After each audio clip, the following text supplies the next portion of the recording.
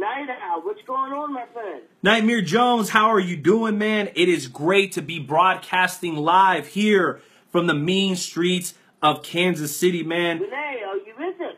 Yes, Joe, I am here. Can you hear me? Joe, Nightmare. Testing. Yo, Testing. There you are. All right, yeah. Maybe you got to buzz me in so I can... Maybe you should buzz me in so I can actually jump on here and do what the hell I do, Nightmare. How you doing tonight, buddy?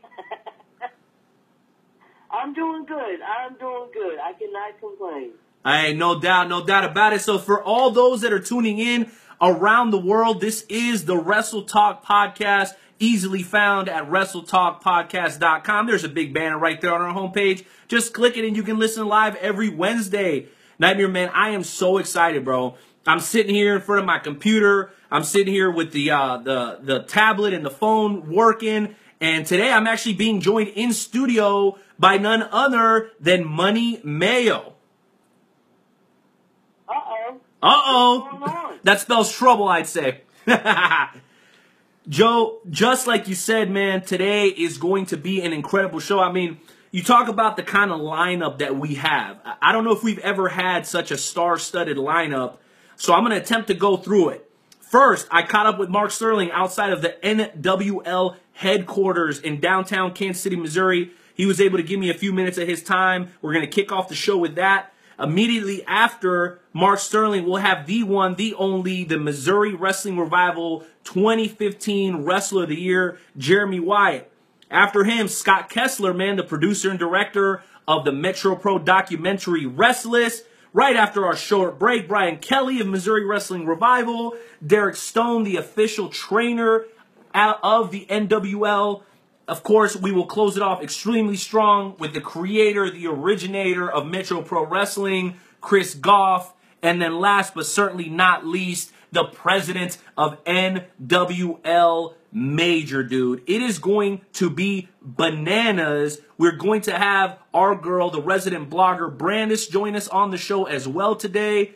And I want to make sure you guys know that this show is about the fans. It is the Metro Pro Memorial Show, a look back, and we want you guys to be engaged, man. So 657-383-1521. Let's light the phone lines up. 657-383-1521. And we will also be reading off your Facebook comments, Twitter comments, Instagram comments, just at Wrestle Talk Cast.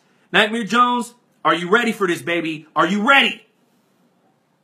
Oh, I'm ready. I got my Miller Lite in front of me. It's nice and cold. I'm good to go. Let's do this. Nice. Let's do it. Let's go ahead and get Miss Outlaw on the line. But before we go anywhere or listen to anybody, let's do what we always do about this time and pay homage to the greatest country on God's green earth, America, damn it.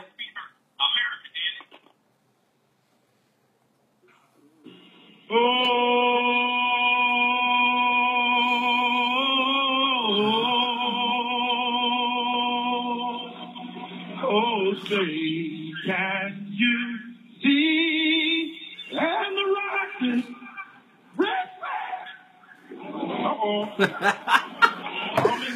It's my favorite part.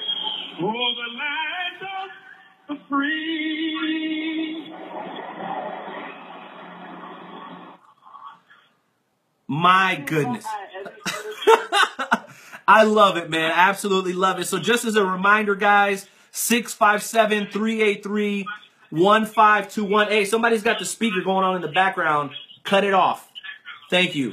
We're going to kick it off with the Mark Sterling interview. That gives you guys a chance to pile up in the phone lines and get it going on. So do me a favor, guys. Dial that number, and we'll catch you on the other side of the Mark Sterling interview. Let's get that going right now.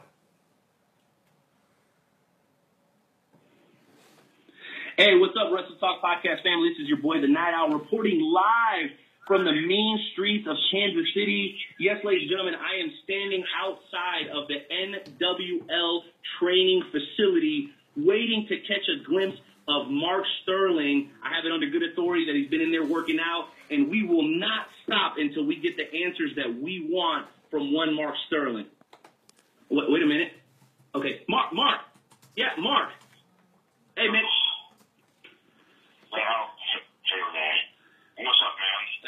Hey, Mark, man. Yeah, no, not funny at all, man.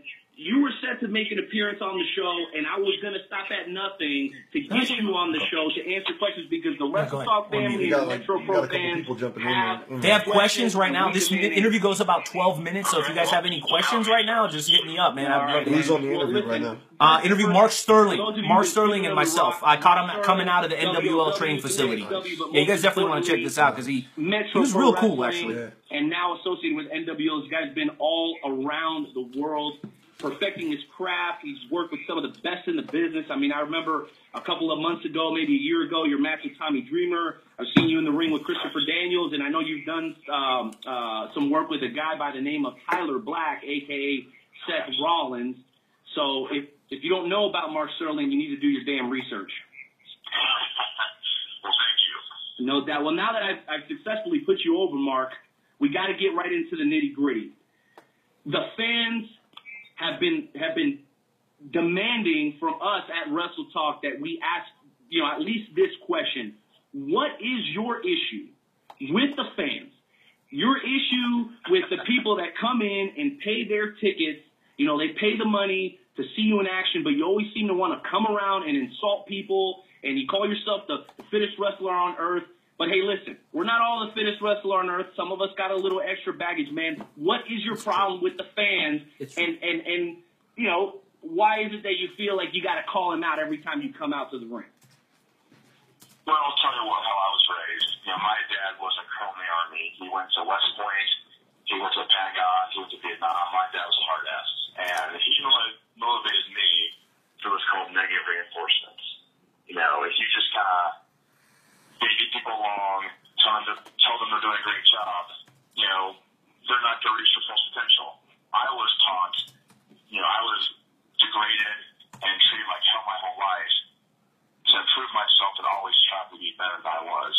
So by me telling you fans that you're fat, worthless. Big Beer Kenny, what's up, baby? It'll make you stop. What up, Kenny? Hey, playing the interview that I did with Mark Sterling yesterday, actually, outside the NWA headquarters, man. It is going down, bro. He was super cool. I know you guys are probably tuning in right now. Humble, hard-working dude. This is on the shoot. And it was truly an honor to be able to sit with him for a few minutes and talk to him because he was so honest and open with his answers, dude, that it was really a privilege. And I've been a fan for a while now, so it was really cool to be able to kind of talk to Mark and not necessarily Mark Sterling. What's that same topic balance? Correct? Very true. My goodness. So what you're trying to do now, and it's very, very intelligent of you, you're trying to convince us that by you insulting us, you're in essence doing us a favor? Hey, also on the shoot, I actually have started watching my weight a little bit, cutting back on the libations, and got myself a little bit of water. What's up, Periscope, man? What's up, man?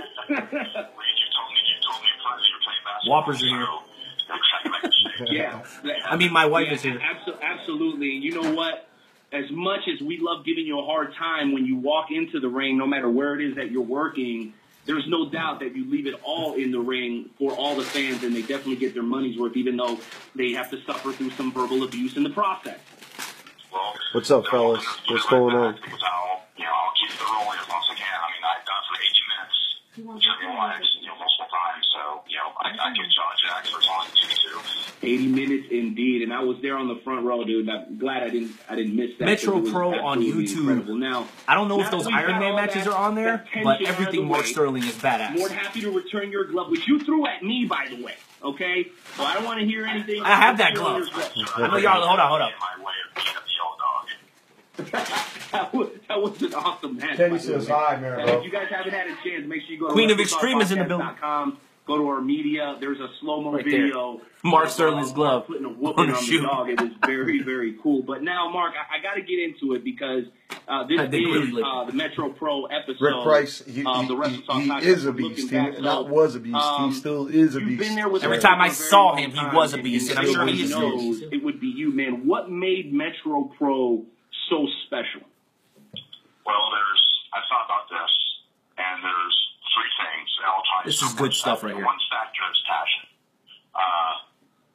One aspect of that is the fans. You have guys like Retro Rick. I've seen Retro Rick, Rick Grossman, BS shows in this area since 2002. From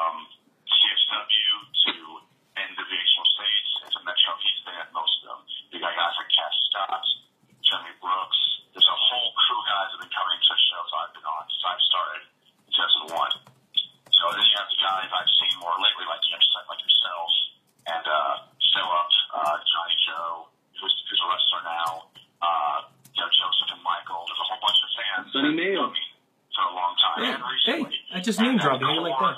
passionate fan base. I mean, they like, they watch Nirvana, Lucha Underground, WWE. I mean, they watch everything. So for them to take the time and they're so passionate wrestling, they will come and spend their money on Saturday night every 2 months for Metro Pro.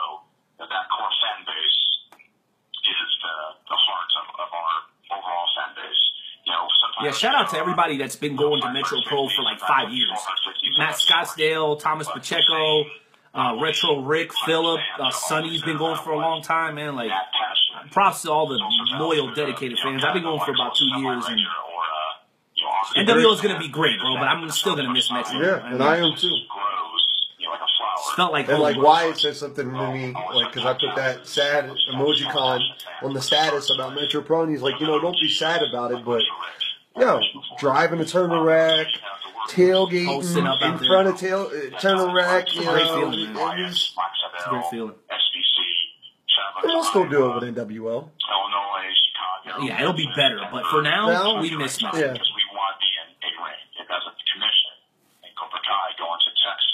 The besties. Which, by the way, Sonny does not like them at all. Guys that want to stay in the ring every weekend. Guys like have son Texas and moved on to things like Ring of Honor in Japan. You have guys that want to be in the ring. So Metro Pro has an extremely passionate roster. We have our promoter, Gough. He's or WWE. Every month or every other month, he puts his personal life on hold. Chris will be here shortly, by the way. Towards the end of the second hour, Chris will join us. Chris Gough, creator of Metro Pro Wrestling. Works for Metro Sports. Hiatus. Being a wrestler is easy compared to promoting. Rick Price will be looking forward to that, man. And drive somewhere. When you're a promoter, you got to get the ring, the venue. NWL, KC, twice a month, Saturday nights. Scottish Rite Temple. And if you're a wrestler and you lose $20 on weekends, you don't buy a video game. The promoter, the house is low, seems like $1,000, and your kid's not eat. So you have a passionate promoter, a passionate fan base, and passionate workers. So it all ties into the one factor, and that's passion throughout the entire product. And there's no doubt about it. Anybody who's had a chance to go has definitely experienced that passion, and you'll have another opportunity, one last opportunity at Metro Pro December 3rd, baby. Rec Center in Kansas City, Kansas. Come out early. The Wrestle Talk Podcast will be tailgating. Come on over, have a hot dog, have a soda on us. I know. Well, I just sent you a response, though. There's got to at least be a couple of moments that stick out in your mind from your in-ring action at Metro Pro Wrestling. You care to share one of your fonder memories from in the ring at Metro? There's so many. I've worked with a lot of good talents. I've worked with, like I said, this match against Green Ryan Drago, Simon Gough, ACH, obviously Wyatt, with all the matches we had, Ricky Cruz. I mean, Chick Durham. There's so many guys. I had the first matches in Metro Pro of Nate Redwin and Devin Thomas. Great future talents. It's hard to narrow down to one moment, but I think what sticks out to me is probably when Jerry Wyatt backed up me out of the ring, and I didn't rotate enough on my fall, and my head hit the floor, and my head busted open. I had to finish the rest of the match with blood spraying back my head, and I think that added, because that match was already getting really intense. It was that tag match. It was Jeremy and SBC versus myself and Max Adele. I think that's, even though it was an accident, and I don't, it's what they call a hardway gig, is it adds to the overall, intensity, the drama, and just the overall, I guess, I can't think of the right word, just the craziness of that match. Me having a bloody head for the last 10 minutes. So it looked bad. When it happened, I didn't really even feel it. But then, the kid was like, "Dude, you're cracking help," and I'm like, "Well, shit happens." I just kept going. So let me get this right. Your fondest memory is cracking your head on the floor against Jeremy Wyatt. I would have thought you would have said, "Hey, that time I was in the ring with Chris," or that time I got a chance to go against Tommy. But no, leave it to Mark Sterling. I remember that one time I cracked my head. That was a good old time. That sure added to the intensity. Cracking the head. I guess more so the aftermath. Oh, good. Because looking back at that match when You can close both of them now. when the match was finished, the crowd definitely gave the love back to us. So, and then I mean, I guess I can also mention my match with Tommy Dreamer, that was special. My match with Wyatt. I'm not gonna say I've worked with a lot of great talent, and Chris has put me in a position to have good matches with good talent and be in part of good stories. So, they're all special, but that one just because it was such a random misfire, but it ended up making the match more special. Anybody on Facebook Live who wants That's to very cool. And then participate, last but not least, knows man, about Metro Pro, feel free to call into the show. 657-383-1521. That's 657-383-1521. The Wrestle Talk Podcast with Renee Martinez and Joe Lance live every Wednesday or maybe night. a story from traveling from place to place on your time on the road that you might be willing to share with us, because the fans always want to hear those funny ribbon stories, or maybe just something funny that you heard somebody said backstage at a Metro show, if you wouldn't mind. Sure. Well, backstage was, remember last Christmas, Bob Eaton was Santa Claus? Of course, that Mrs. Lucy Mendez was Mrs. Claus. How could I ever What's forget up, that? baby? Just backstage, just seeing Bob Eaton just mess with his beard, trying to get on right. Corey, I know you're talking about Stone Cold, bro, but right here in KC, pro wrestling seems crazy, bro. Doing real big things 2017. Personal life. So me and the King Brothers, we hang out all the time. The Juan, my brother, what's up, baby? Me laughing and going pretty good. So when I laugh really hard, I start coughing. I just can't control it. Well, King Brothers a couple of years ago made me laugh so hard I actually puked. Hey, we got a chance to hang out with those guys at the NWO suite at the Chiefs game, dude. I gotta admit, those guys are freaking hilarious, dude. Oh, they're great. But no, so I'm at their house, and where we hang out is this living room that's down the steps of the kitchen. And when I started to sense I was getting puke, I tried to run to the outside of the room to their patio so I could puke outside. Well, I didn't make it. So I had puke as a little tile area in front of their back door. At least it was on the carpet, but as soon as I did that, their 3 dogs started going to town. All that protein powder, dude. I can already imagine that. Oh my goodness, that's freaking gross, but hilarious. Yeah, my sense of humor is terrible and offensive and dark, so it's funny to me. The thing is, as I'm puking and laughing, and the dogs are looking at me, it just makes me laugh even more. So it was great. Yeah, it was funny. That is great, man. Well, hey, listen. Another time, my buddy Hoffman, who's not a wrestler, but he's a very good friend of the Seidel brothers. He's making me laugh so hard that I shoot while driving. My goodness, I love Mike Seidel. Remind me to keep you angry, bro. Now I'm afraid. The yoga monster. Project outside. He's awesome. That little scorpion thing, it's awesome. Yeah. Well, man. Well, I'll tell you what, Mark, man. I do appreciate the time that you've shared Closing with us out today. the interview with Sterling. We're obviously looking forward to the rest of the show. I mean, we've got a tremendous lineup of over 30 people that are slated to One call more in time for before I go show. quiet here. And so at the end of the day, we 657-383-1521. Jeremy Wyatt is up next on the Wrestle Talk podcast, and just kind of get the word about how great it is. And then obviously looking forward to NWL. Man, we just can't wait to see you in action at the Scottish Rite Temple on January 7th as well, man. So any parting thoughts to your fans or your haters? Whether you like me or hate me, you watch me do my thing, so I appreciate you for doing that. And come, big shout out to Mark Sterling, man. And it's going to be insane. There's a lot of effort, a lot of money, a lot of passion to this project, and it's going to be it may take a little while to get things going, but it's going to be a national deal, and people will be talking about it real soon. And ground level, the long-term pro fans will see it, first, because they've seen this talent for a long time, and they want to flip the switch and take it to a whole new level. And we have to do so, and I'm looking forward to it. It's going to be insane. No doubt about it. And if you have any doubts about Mark Sterling, man, WrestleTalkPodcast.com. Go to the media tab, look for videos, and see what he does to that dog. Oh, my goodness. Oh, that was dope. You remember that? I remember that. That was dope. You got it. And Mark Sterling's YouTube channel. There's hundreds of matches. My Iron Man's aren't on there, but there's plenty of good photos of me doing my thing. Just type in Mark Sterling. It's A+ in the world. That's it. Hey, we appreciate it. Ladies and gentlemen, the fittest man, the fittest wrestler on earth, Mark Sterling. Thanks for your time tonight, man, and we look forward to seeing you on the 3rd. Cool. See you, Nick. See you. Man, what a great interview, Renee. That was awesome. Kudos to you, my friend. Hey, I appreciate that, man, but all credit goes to Mark Sterling. He was coming out of having a pretty serious workout. If you guys follow him on Facebook, you know this man is serious about his business in the ring, and also he's serious about his business in the gym. But I want to, and I know we've already got our next guest on hold, but I got to ask you guys here real quickly, the thing that stuck out to me the most, besides the story where he barfed all over the floor and the dogs were eating it at the King's house, besides that, what really stuck out to me is he said NWL is going to go on a national level. So that says to me that they're not necessarily planning on competing with the promotions here locally, but it sounds to me like they're going to be trying to compete with like Ring of Honor, dude. And to me, that's really, really exciting. And I know this is a Metro Pro Memorial Show. We're going to be talking about Metro Pro almost exclusively.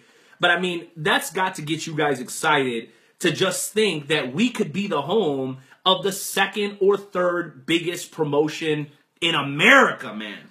That's freaking incredible. Joe, Wait a minute, Renee. Brandis, I got to get your thoughts there. I got to get your thoughts.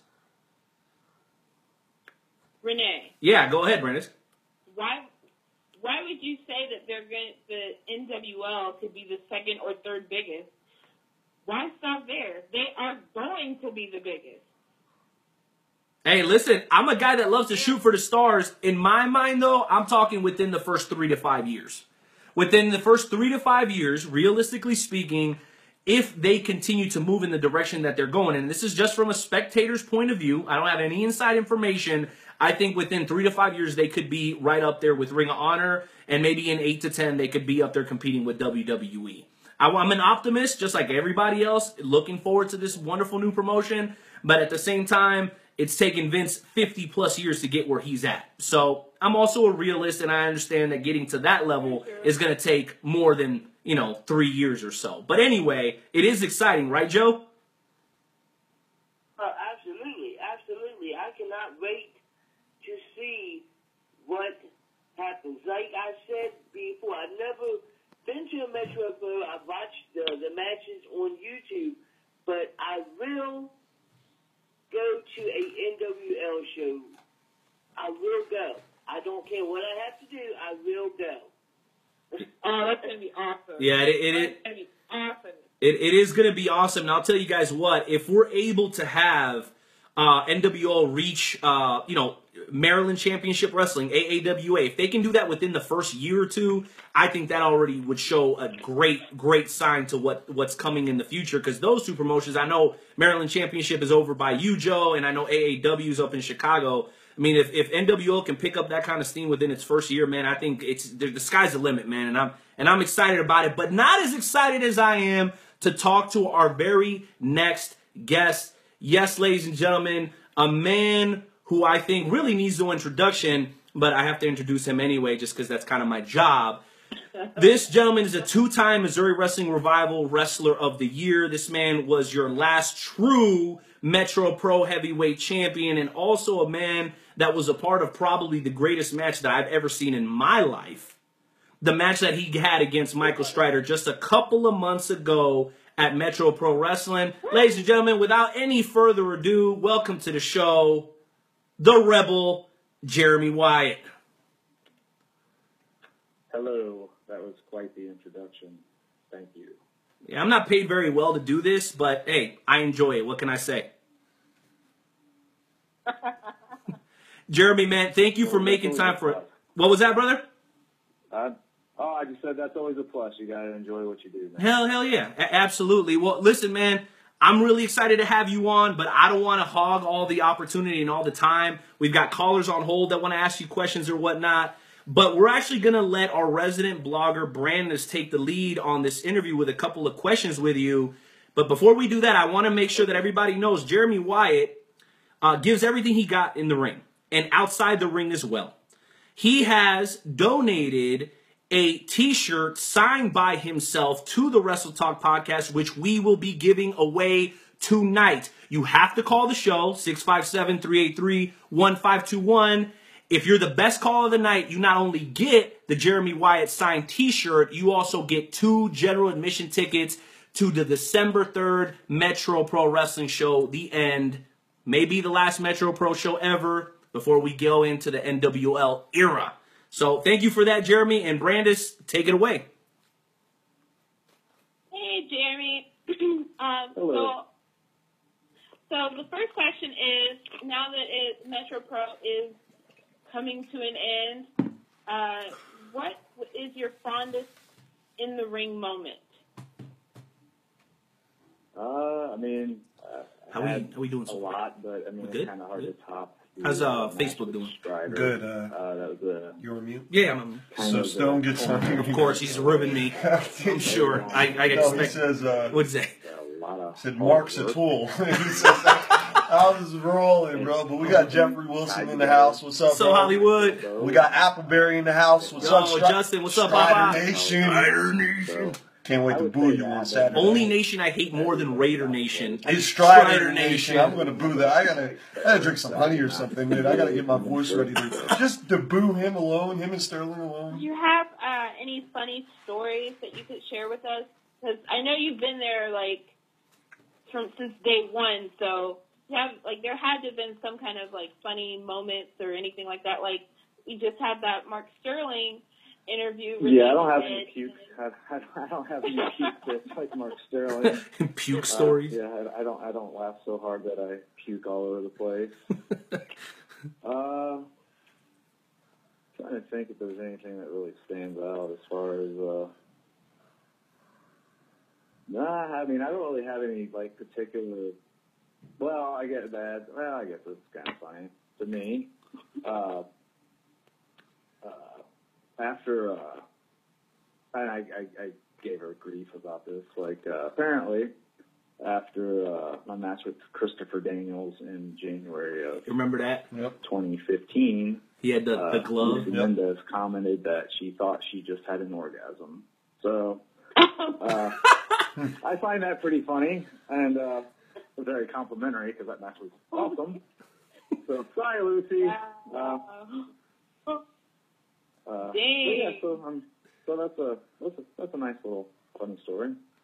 But yeah, I don't have any puking stories. I mean, I got there's a ton of things just little laughs, here and there with people. But yeah, I'll embarrass Lucy with that one. So, have you ever pulled any pranks at shows or anything? It doesn't have to be specifically at Metro Pro, but any shows that you've ever done. Pulled a funny joke or anything like that on somebody? Yeah, I mean, well, it wasn't so much as shows. Me and Tyler Cook used to travel together all the time. Anybody not know who Tyler St. Cook Louis, is? nonstop. I know. And that guy's cool. I like that dude. We'd be dead. So to keep ourselves away, Not to be confused with Tyler what Black. we would do is we would drive through rest stops with truckers. And we just roll down the windows, turn the radio up as loud as we could, and just scream as loud as we could, just to try to wake everybody up. And then there was one time, which ended up being the final time that we did this. There happened to be a sheriff in the park, and so we go through there yelling,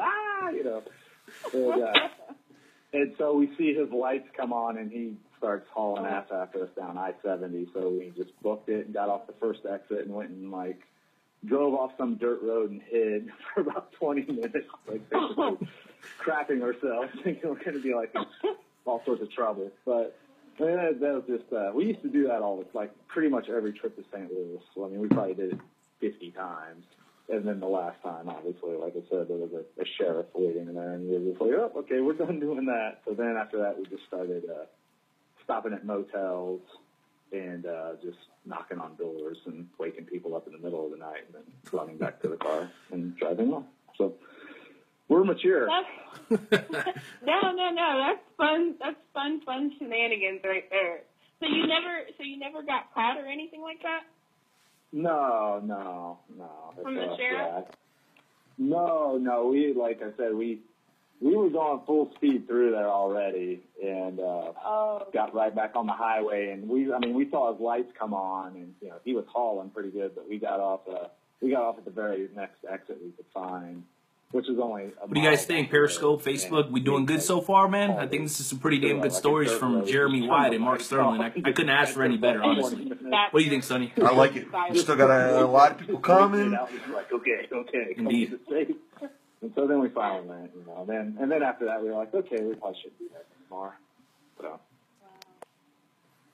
Well, my final question that I have, and I know that we have a caller on hold right now, but I want to know that since Saturday is kind of like the big dance for both wrestlers and fans alike, what would you say makes, to you, Metro Pro so special? Just everything about it. Chris Gough, who runs it, he's an awesome dude. He's surrounded himself with awesome people, all the way from, his dad and his friends who come help set up the ring, to the people that run Turner Rec, to, all the guys and girls that work the shows. It's just a good group of people. And then, they've been able to build something that people are really passionate about. And, we have an awesome, base of hardcore fans. It's just a great place in general. Hey, Donnie D, get a chance, man. 657-383-1521, brother. We'd love to hear from you. We got Scott Kessler coming up next, man. If you want to jump in with him, do a roundtable deal. It'd be great, man. We'd be honored to have you. The voice of Metro Pro, man. What would a Metro Pro Memorial be without the voice of Metro Pro Wrestling? That's been its home for 6.5 years.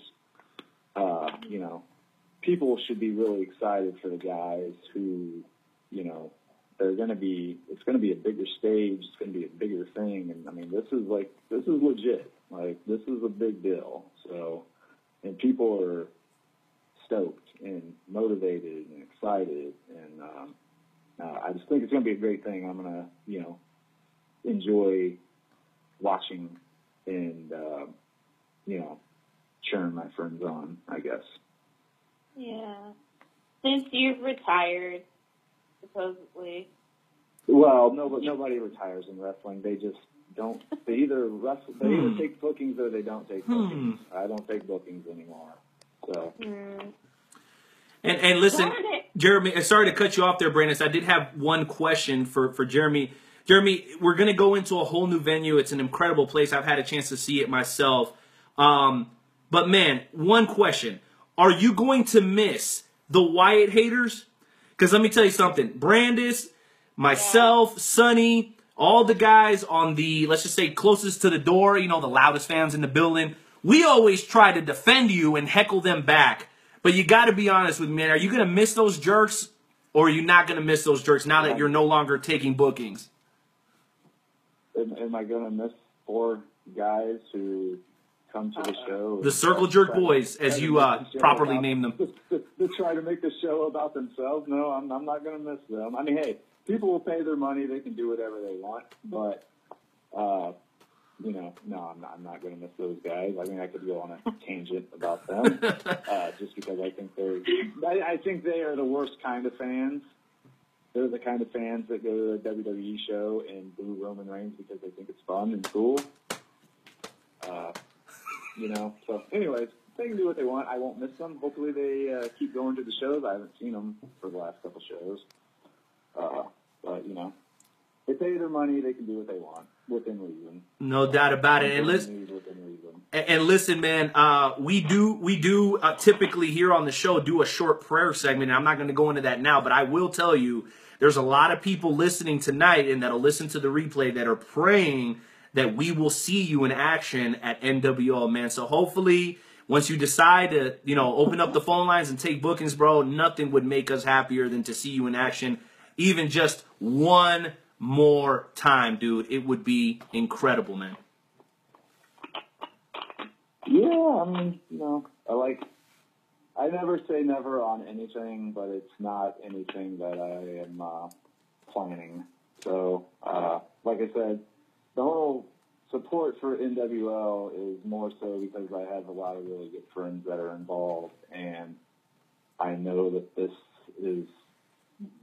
has a chance to be something special and, you know, something legit. Like, and I'm usually kind of pessimistic about stuff like this, but just because it's wrestling.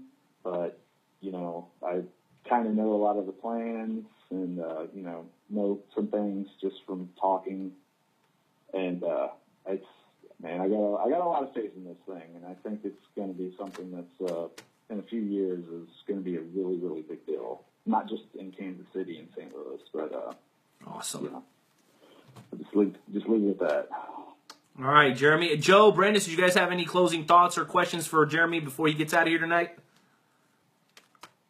Just thank you so much for coming in to the show again. Thank you for everything that you've done. You know, I wish I could have gone and gotten to see you wrestle, but if you do decide to wrestle in the future, I would definitely do my best to be there. Well, I appreciate it. I mean, there's plenty of good stuff on YouTube, so you can watch all day long. That's true. All right. Thanks a lot, Jeremy, man. We'll catch you on Saturday, sir. Feel free to come out and tailgate with us, man. We're going to be eating and having a good time, okay? All right, man. I'll try to do that. You got it, brother. Peace. Ladies and gentlemen, the Rebel Jeremy Wyatt, I will say it once and I'll say it again, quite possibly the best independent wrestler that I ever saw in action here in the Midwest. I got my buddy Sonny sitting here with me. Let me throw this to you, Sonny. If there was like a top 3 of the best independent wrestlers that you've ever seen come through Metro Pro, I mean, there's Adam, there's Mike. I mean, there's been a lot of great guys. Would you put Jeremy in the top 3? Would you definitively say that he's number 1? What do you think? To me personally, from seeing Jeremy Wyatt in Midland Empire Wrestling back in the early 2000s with Steve Estes, to make the strides of going up in the Metro Pro and facing not only local guys and putting 5-star matches on, but having guys who come in who you've seen on WWE TV, either currently or in the past, and you know, for them guys not to even know each other and to put together a 5-star match in a couple hours, and to actually see as of date his last wrestling match, to me. And this is coming from me. You know me, I grew up in Philadelphia. I grew up in a lot of ECW and CZW and some Ring of Honor shows. To me, he is probably the best independent wrestler I've seen personally. And that's not to take away from anybody else. All the hard because if there was a top 3, I think we just talked to 2 of the top 3. Yeah, exactly. I mean, in the first half hour of the show. Exactly. That's pretty exactly. dope. So, yeah, Jeremy Wyatt, I'm so glad I got to be there for his retirement match, and hopefully we get to see the Rebel come out a couple more times in 2017. Man, that'd be great, bro. Kick some ass. But let's keep it going, man. What He's else definitely in shape. And I actually want to ask the same question to Brandis, because we are just a minute or 2 away from having the producer and director of the Metro Pro documentary Restless, Scott Kessler, coming on Creative Threat Films. You guys visit WrestleTalkPodcast.com, hit our sponsorship tab. The second or third banner is Creative Threats. Click that, man. You can order that DVD right now for really, really cheap, and it's going to be on sale or for order at the Metro Pro Show also on December 3rd. But Brandis, same question to you. Would you put Jeremy in the top 3? Would you say he's definitively number 1 as far as what you've seen, whether it be throughout the Midwest or specifically Metro Pro Wrestling? Well, I've only seen Jeremy Wyatt specifically through Metro Pro, but from far as what I've seen, I believe that he is definitely the top 3 guys. I would even put him as number 1. Not just saying that he is actually one of the first guys. We'll see how Derek Stone feels about that. Well, I've seen Jeremy Wyatt a lot more than I have Derek Stone's matches, and I mean Derek Stone, I would put him as well as in the top 3 as well. But back to Jeremy Wyatt, and the reason why I believe that is because he has he's a charismatic person, charismatic character. He just has attitude in his craft that I don't think a lot of wrestlers nowadays have, even whether they be in the indies or they're in mainstream. So definitely top, and definitely number one. Yeah, you know, I only had the pleasure of seeing him in action for, about 2 years, I think. We went for like 2 years or so since the first time he took me up there. And it's hard to argue. I mean, there's arguments for other guys. I mean, Mike Seidel is a guy that's always there, that does a tremendous job. You couldn't really leave him out of the top 3 or top 5 if you had to. I mean, obviously, Red Wing, who's still relatively new, one of the better talents that I've seen. But, you know, when it comes to longevity and really making an impact, I mean, you talk about an 18-month storyline with Michael Strider, bro.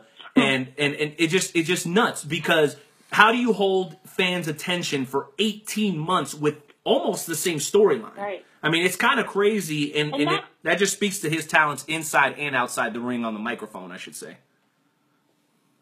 Right, and not only keeping the fans energized, but really keeping themselves energized on that same storyline. Because a lot of times when you see storyline things in the ring, stories in the ring, you can tell that the people are tired of telling the story, and then that makes ultimately the fans tired of hearing the story. So it just makes a bad experience for everybody all the way around. Yeah, no doubt about it. Now, you're laughing over here in the background. Did you see something that caught your attention? Well, I'm over here on Facebook Live, and let's just say Derek Stone is throwing out some shots. And hey, I know we're on Facebook Live, and I know we're on Periscope. I'm going to throw it out one more time. Number is 657-383-1521. Again, that's 657-383-1521. Call in, Wrestle Talk Podcast, Metro Pro Memorial Show. If you're not calling in, at least listen. Get on Facebook Live, get on Periscope, support us, help us out here. This is a great show, what we're doing. Yeah, absolutely. It is a great show. And believe it or not, we're actually going to go to our first caller, Nightmare Jones, intern Timmy. Let's go ahead and cue it up for a man that has been listening to the show since the very first time that I stepped in to the Wrestle Talk family and became part of the show. The one, the only, Big Papa Kurt, calling in from Granite City, Illinois. What's going on, big man?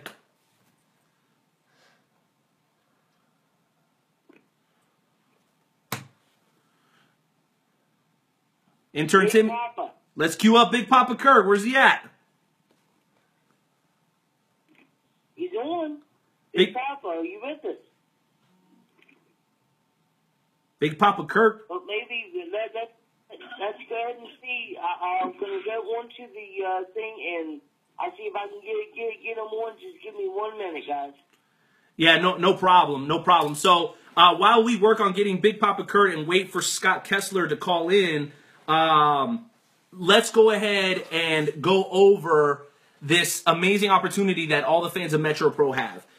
Jeremy Wyatt, who was just on with us just a few minutes ago, was nice enough to offer up a shirt, one of his shirts, which I don't even think they're for sale anymore. So, I mean, if you're a big Metro fan, you definitely would consider this a collector's item. He's not only going to give you this shirt, he is also going to sign the shirt, and it will be given to you at Metro Pro Wrestling this upcoming Saturday. Pretty cool deal, right?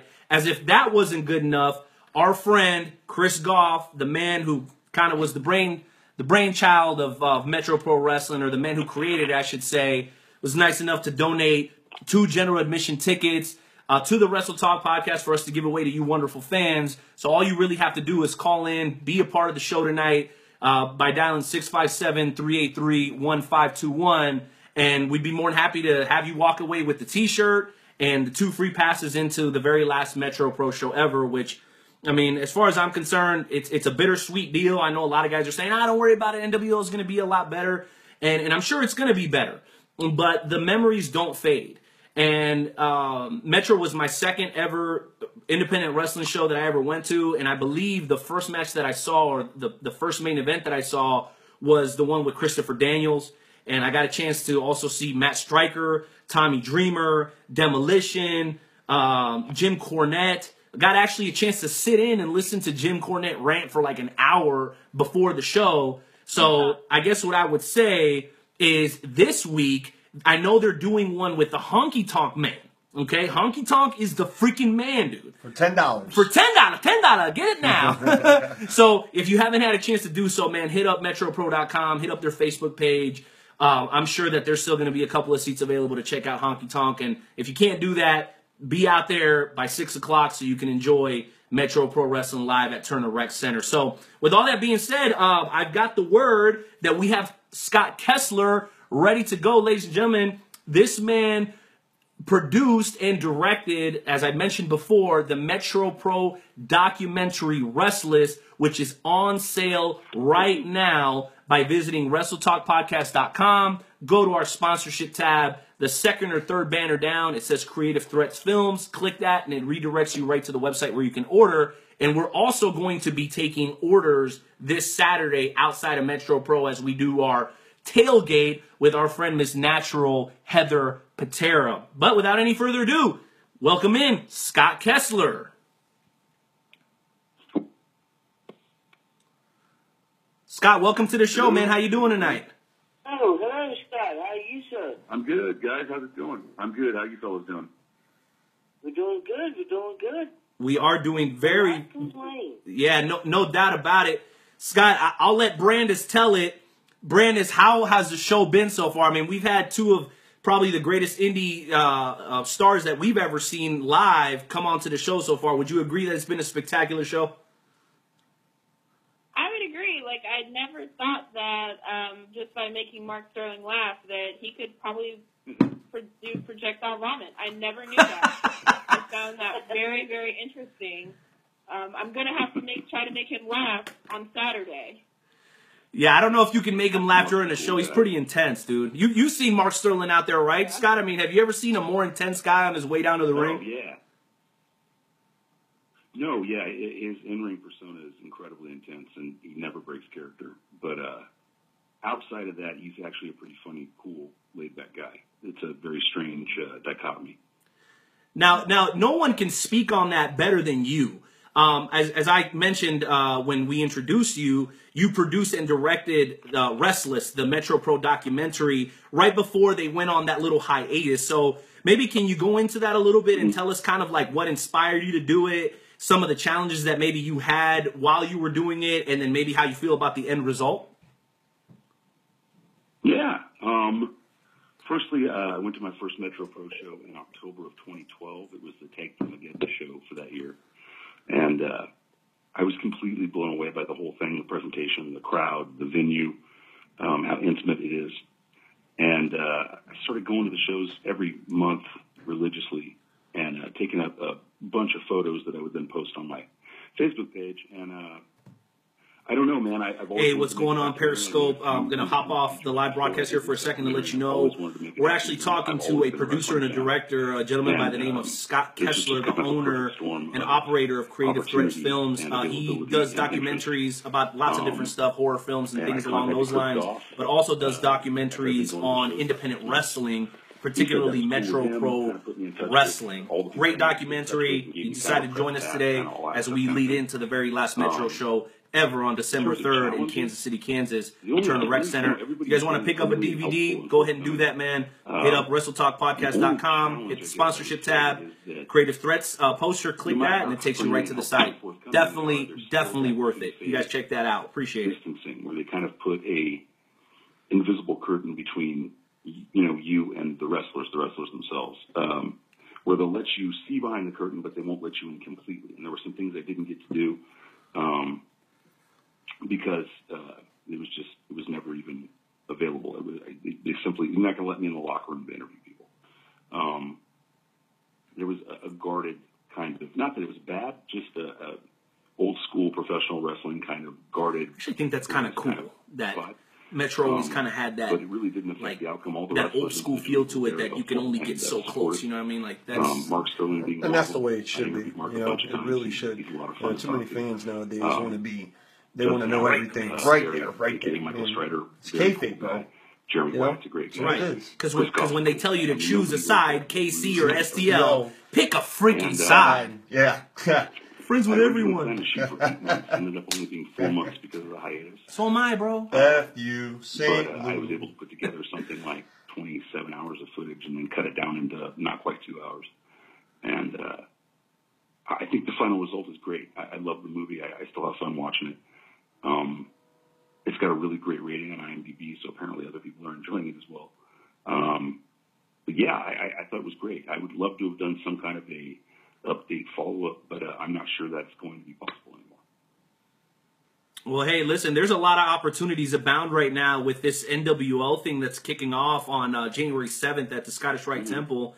There's no doubt in my mind, Scott, that you've got the talent to continue to do documentaries, and hopefully, you know, that the people that are listening, the powers that be over at NWL, you know, maybe kind of at least throw around the idea of letting you kind of document this amazing transition, not only of Metro Pro to NWL, but I mean, you're talking about St. Louis Anarchy, and it's just going to continue to grow and get bigger, and hopefully they keep guys like you involved, because I think you did such an amazing job. But from a fan's perspective, we're kind of asking the guys similar questions. I guess we'll pose the same one to you. What would you say, and I know you've been to a lot of wrestling shows over a lot of time, but in your mind, man, what was it that made Metro Pro so special, man? The intimacy, the up-close aspect of it, the fact that no matter where you're sitting in the Turner Rec Center, you're still right there on top of it. I've been to a few indie shows prior to going to Metro Pro. None of them were as well-organized or as professional. I mean, the guys in Metro Pro don't know or care that they're wrestling in front of 300 people. Those people are all rapping as dedicated fans. You would never know if you're watching. We're a blue-collar organization, man. Give me a break. As it could be. And the wrestling. I'm doing this from my freaking kitchen table. I got roaches crawling all over the damn place, okay? I love you, bro. Thanks for the tickets, by the way. They're going to go to a good person, I promise you. A lot of great. Everybody in Metro, man. You guys are great. Yeah. You guys are awesome. NWL is going to be huge, but we are going to miss Metro. It's like Kessler's saying right now during the interview. The intimacy, being on top of it right there, man. It's great. Not to mention. Oh, by the way, speaking of technical difficulties, whatever happened to that piece of toilet paper on Lucy Mendez's shoe? That was a technical difficulty. Plus, we don't get to edit our show, Gough. This is live, baby. And there's a really close-knit, tightly bound intimacy in terms of fans to wrestlers and fans amongst themselves. You have a kind of sense of community, I guess you'd say. And that appeals to me a lot. Well, you know what, Scott, that also appealed to us. And the first time that I had the opportunity to go, I kind of had that same feeling. You just feel like you're right there in the middle of the action all the time. And one thing that always was a lot of fun to me is the way that the wrestlers interact with the fans. And I don't think there's a better guy when it comes to interacting with fans than a gentleman named the Iceman. And believe it or not, the Iceman decided to call in tonight and be a part of this wonderful Metro Pro Memorial Show. So let's go ahead and bring on the Iceman real quick, who was also part of the Metro Pro documentary Restless that Scott Kessler put together for us. So, hey, Iceman, welcome to the show, Poppy. Iceman. Hey. What is up? What is up, Iceman? How you doing? I am doing all right. I'm doing okay. Just looking forward to this Saturday. I think it's going to be, just totally off the charts. Totally off the charts. Hey, listen, the only thing I can ask, and this goes to Chris Gough and whoever else is doing the booking, please do not book Iceman in a battle royal, because what he's going to do, he's going to hug the bottom rope for 14 and a half minutes and inevitably be thrown out of the ring by Red Wing. No, all kidding aside, Iceman, you, dude, have that was so damn funny. I know everybody remembers that. You, sir, are so great at interacting with the fans. I know Scott's been witness to you in action for a very long time. But I have to ask you, man, is there a part of you that's going to miss Metro Pro Wrestling, man? Because you did make a huge impact in your time at Metro. Oh, absolutely. Yeah, I'm going to miss Metro. Metro actually gave me a chance to reignite my wrestling career, so to speak. I came on with Metro in 2012, I believe, and been with them ever since. Maybe missed a show here and there, but Chris Gough is an awesome guy. I mean, I've got to know him outside of the wrestling business and get to know him, as a promoter, his vision of Metro Pro, and for what he gave me the freedom to do as far as like my character, the Iceman, to take it, a little bit farther than I ever had before prior to that. The whole, like the dance champion gimmick, was probably some of the funnest times I had as the Iceman in the 16 years that I've been wrestling. So, and for Chris to give me that kind of freedom to just do pretty much whatever I wanted was just awesome. But yeah, Metro, just like some of the other guys have said, and Scott touched on it as well, is the whole intimate setting of Metro, being able to be right there with, and as a fan myself, is I love that part of Metro, being able to be right there on top of everything, being involved. So I mean, and just like what Sterling and Wyatt have touched on is the passion. The passion is what really makes Metro from top to bottom. With Chris's passion to start Metro, to build it to what it has become, the passion of the fans. Definitely couldn't have done it without you fans. Passion of the wrestlers. I mean, and then so on and so on. So yeah, I'm going to miss Metro, but super duper excited about what is to come with the NWL. Hey, man. I have a quick question for you, Iceman. Oh, I'm sorry. No, go ahead, Scott. I wanted you to lead in with a question because I know you know the Iceman probably a little bit better than us because of the film that you did. Mm-hmm.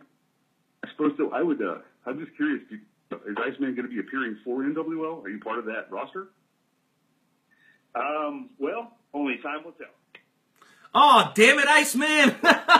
Come on, bro. Mark Sterling came in here and told us about throwing up all over his homeboy's living room. You can't tell us if you're on Okay, all right. That's fine. That's fine. We understand. That's worse. What'd you say, Brandis? Like cliffhanger than The Walking Dead. Oh. You can't do this, okay? Oh, good. Oh, goodness. Well, hey, listen, I do want to say one last thing before we let Scott and Iceman go. Iceman, I want to give you an opportunity, man, to kind of speak directly to the fans. The phone lines are popping. We're on Facebook Live. It's going really, really well. Periscope, I mean, we're all over the place, and I'm sure the replay will probably be a record-setting number for us. But if you could speak directly to fans like Scott Kessler, like Sonny Mayo, Tomas Pacheco, Retro Rick, even Medea, what would you say to them now looking back on the last 5 years with Metro Pro? Well, first and foremost, thank you. Thank you for coming spending time with us. Thank you for spending your hard-earned money to come see us do what we love to do. Thank you for being a huge part of the show. Thank you for helping spreading the word of Metro and help build it. Just overall, thank you. And I really encourage the Metro Pro faithful to never let those memories go. Even to this day, the hardcore ECW fans haven't let the original ECW go. Nope. See those T-shirts everywhere still. Absolutely. I put the Metro fans, the hardcore Metro fans, in the same category as those hardcore ECW fans. Damn right. No matter how long it's been, no matter how long it's been, everybody will always talk about the original ECW. And so I think that's going to happen with Metro Pro. No matter how long it is, years can go by and people will be like, hey, man, you remember that time we used to go to Turner and watch Metro and remember Wyatt and Sterling doing this and Derek Stone doing that, Iceman threw a shopping cart in Pete Madden's face. Shout out to Pete. And so with that, like I said, thank you. Don't ever let those memories die. And also, I encourage you to give the NWL a chance because I don't know really anything other than the people involved, and I think it's just going to be fantastic. I'm hoping that I am involved in some fashion. Like I said, only time will tell. So that's it. All right, Iceman, man. Well, thank you for joining us for this segment of the show. We appreciate it. We're going to go and let you go. But, Scott, we want you to hang around for one of our favorite segments of the show. We call it the Shoot and Shout segment. Intern Timmy, you better hit the right music, because if not, I'm going to shoot and shout on your little ass. Hit the music!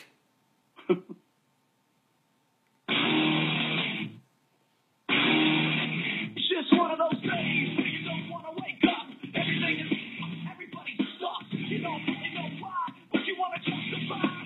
If someone's head off, you don't make contact. And if you interact, your life is on cut. Woo! Welcome to the Shoot and Shout segment. It's going to be good. We have a lot to talk about. Joe, it's going to be good. And I don't think Scott was expecting this, so I'll go ahead and go first, okay? And in Shoot and Shout, you get 60 seconds to rant, complain, or, really bitch about whatever you want to bitch about. So I'll go ahead and go first, because I always got something to get off my chest, all right? This is non-wrestling related, so feel free to do it wrestling or non-wrestling related. This is my beef.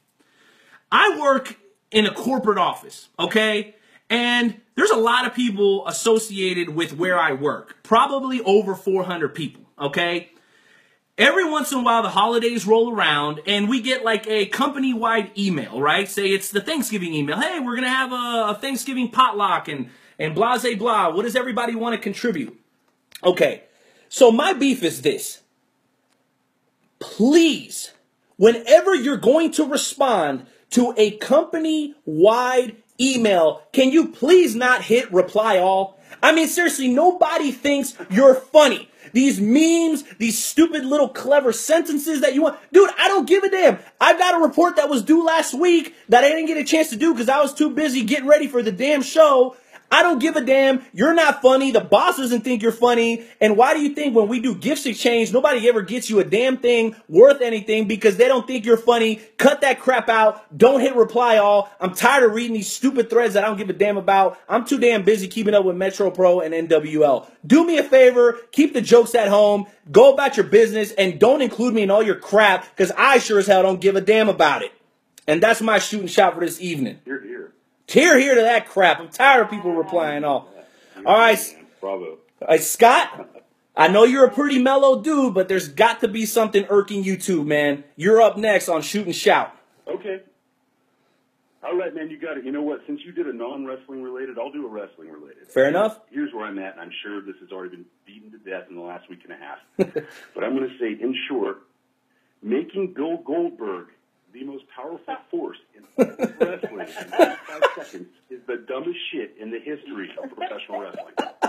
So you take this, okay, I don't want to swear. I don't know if my kids are listening, so I'm going to anyway. I hope this doesn't get you shut down. You take this fucking guy, Goldberg, it's internet radio, 12 years, and you have him squash a guy who has been spent the last 4 years establishing as being an unstoppable force of nature. He squashed Undertaker, Cena, Orton, CM Punk, name it. Brock Lesnar has taken them all out. So then you bring in this yahoo after 12 friggin' years. He squashes Lesnar in 85 seconds, and you've now established that Bill Goldberg stands above everyone else in professional wrestling. Not only stands above them, but he can wreck this incredible Hulk-like figure in a minute and a half to take a paycheck, and he is the most untalented, unpassionate D-bag wrestling has ever suffered through. And screw that guy. Screw their rematch. Screw WCW. I'm just, and I'm not a huge Brock Lesnar fan, but really, come on. Really? No, but Scott, tell us how you really feel about it, man. Man, up to that point, I thought that was one of the best Survivor Series I'd ever seen. That show was great. It was a damn good show. And then they put a big old steaming turd on top of it. And, yeah, that's all. I just had to get that out. Oh, all right. Well, hey, due to time restrictions, we're going to go ahead and cut the shoot and shout segment a little short. Joe and Brandis, I apologize to you guys. If we can get back to that at the end of the show, we will. But that was our shoot and shout segment. We give people 60 seconds to come on and complain about whatever they want to complain about.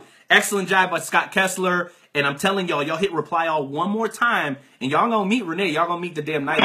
Don't want none of that. Don't want none of that. All right, hey, listen, we have our next guest on hold, though. Hey, Scott, thank you for joining us, man. We are moving on to our next guest. Brandis, I'm going to give you the honor of introducing our next guest because I know you're a big, big fan of this guy. He's not a wrestler, but he's just important to the wrestling business as the wrestlers are. Do you know what I'm talking about, Brandis? Do you? I sure know who you're talking about, Renee. Let's bring him on. Ladies and gentlemen, this man is, I could just say, fabulous. He is the creator of MWR, which stands for Missouri Wrestling Revival, the one, the only, Brian Kelly. Thank you for having me, Brandis, and I appreciate them kind words. You're welcome. What's going on, Brian? How you doing tonight, man? Hey, I'm enjoying the show. I think it's been wonderful so far. Yeah, you know, we're doing our best not to botch it, though at the beginning of the show, intern Timmy couldn't buzz me into the show, so I already got some grief from it from your buddy Chris Gough. I guess I'll live it down sometime, or maybe never. So, Brian, I don't really even know where to start with you, man. I got so many dang questions, but I know Joe's got a few of his own, but I'll go ahead and kick it off by asking you this. Man, you've had an opportunity to be around the business for a very, very long time, particularly here in the Midwest. And what you do with Missouri Wrestling Revival, I think, has not only kept independent wrestling alive here in the Midwest, but it's made it very accessible to the fans that can't go out to every show like we try to do and you try to do. So I guess first and foremost, man, do you have any particularly fond memories of Metro Pro and maybe what made it so special? I think it all has to start, Renee, with, the fans are just totally awesome there at Metro Pro Wrestling. But you got Chris Gough, who I consider like the fan Mushnick of this era for the wrestling. They have a lot of parallels that are similar to where, like, he worked in journalism. Chris has worked with Metro Pro Sports. But both of them very highly intelligent. And one thing that Metro Pro Wrestling did for Kansas City is that they brought, just like Sam did with Wrestling at the Chase, Chris brought the best wrestlers in the Midwest all into one place there in Kansas City. Like, if you wanted to see the American Bulldog there, 3XW, Dynamo Pro Wrestling, stars like St. Louis Anarchy, and beyond, they all made their way at one time or another there at Metro Pro Wrestling. I mean, even early on, you had the Magic Man, Pete Madden, Brett Young, Derek Stone, Bull Smith, Trevor Murdoch, Mischief, David Vega, Dan Walsh. All these wrestlers just come, and it continues up until this Saturday night with people like Red Wing, the Regal Twins, and of course, I mean, you got your foundation in Jeremy Wyatt and Mark Sterling, Mike Seidel, and men like that. Yeah, no, hey, there's no doubt that atmosphere that Metro Pro provided, it was a special feeling. And now that I've had a chance to kind of do a little bit of a tour of some of the other independent wrestling promotions throughout the Midwest, I have to say, man, Metro's definitely up there. And what they're doing now in transitioning to NWL is very, very exciting. But before we move on and discuss a little bit of NWL, I want to go back in time here just one more time. Adam Pearce was a guy that I think you had the opportunity to cover extensively during your time as a, I guess, media guy for Metro. How big do you think it is that somebody that we would consider to be a local guy is able to get to the level that he has made it to over at WWE, man? Because I think that speaks volumes about what we're doing here in the Midwest and what Metro Pro did in particular. Oh, yeah, most definitely a testament to Adam Pearce for working so hard. He's totally professional, totally a gentleman, and well-deserved wrestler. Maybe never. Big shout out to everybody joining us here on Facebook Live. Every Wednesday night, it's the Wrestle Talk podcast with the man you see on camera, Renee Martinez, Joe Lance in West Virginia, Brandis Outlaw. Brandis Outlaw, always joining. Special guest in studio, Sonny Money Mayo. With the Macho Man shirt. Yeah. Michael Strider, I think, is one of my very favorites of all time. Well, no doubt, and thank you for sharing that with us. Brandis, I'll let you jump in here as well, because I know you've been a big follower of Missouri Wrestling Revival and a fan of Brian's because of what it is that he brings to the table when it comes to covering all the wrestling throughout the Midwest. So, Brandis, why don't you jump on in and see what you got for Brian tonight? So, of course, all of us are smart kids, and we know that NWL is making a huge impact. And so what I want to know is, like, what do you think, like, how far do you think that, like, this, like, NWL is going to go? Like, do you think that this is, like, what do you think that it's going to be like in the next, like, 5 to 10 years? Oh, I think it's going to be huge. You got some of the smartest men in the business, some of the best wrestlers being signed, like KLD, the Regal Twins. You got the King brothers there. Obviously, Major. I met him. He's very, very intelligent, knows what he's talking about. So I think the sky's the limit, and I expect big and exciting things. I believe that this is only the start of, like you said, of a new era. I believe that Metro Pro Wrestling was a wonderful promotion. That I think the best is just yet to come, Brandis. Do you think, real quick though, like, so they're supposed to be running like every other week. Do you think are you gonna like have time to do that, or are you? Brian's just gonna have to move to Kansas City. Hey, listen, there's no two ways about it, Brent. Hey, Brian, I got an extra room for you, bro. You bring the dogs, bring the wife, man. You can stay right here with the Night Owl, bro. Hey, I'm going to hold you to that. Well, Brandon, I'm going to do my very best.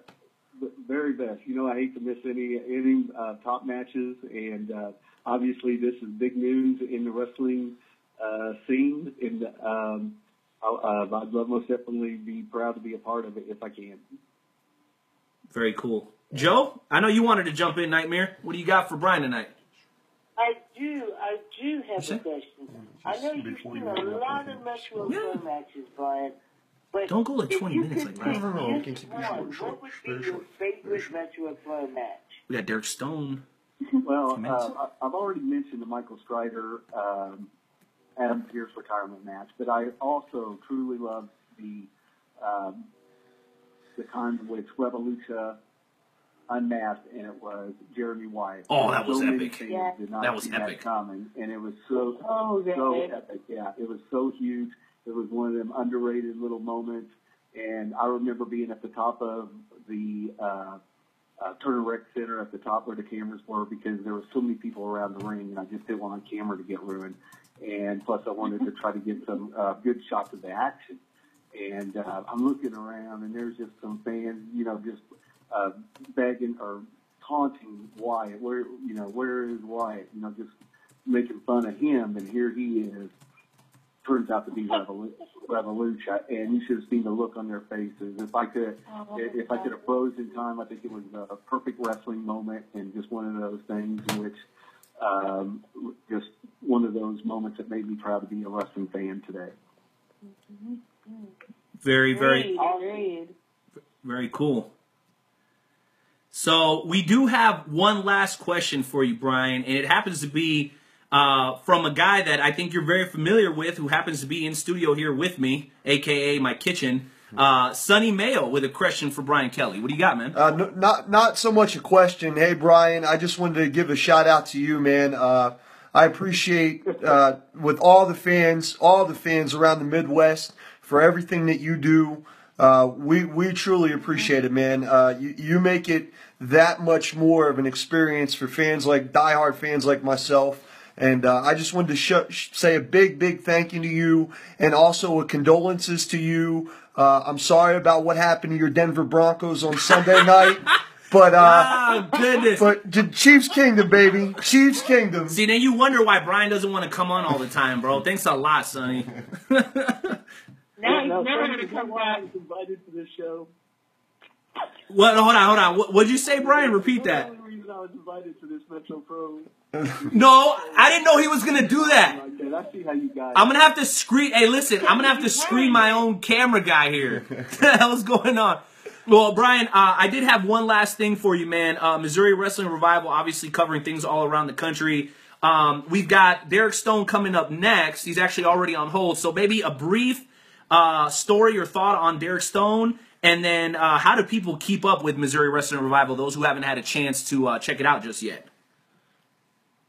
Oh, for sure. Just check out MissouriWrestlingRevival.com on Facebook or on the internet, and you can buy your books on Amazon.com. But as far as Derek Stone, I've covered and been a fan of Derek Stone for a long time, ever since his WLW days, and I actually saw Derek wrestle Abdullah the Butcher up at Lake of Ozarks. I was excited to finally catch up with him again whenever he was wrestling with Central States Wrestling, and I've been a fan of Derek's for a long time. And some of the matches that he had early on at Metro Pro were brutal and bloody, and I truly enjoyed them. So I have much respect for Derek Stone.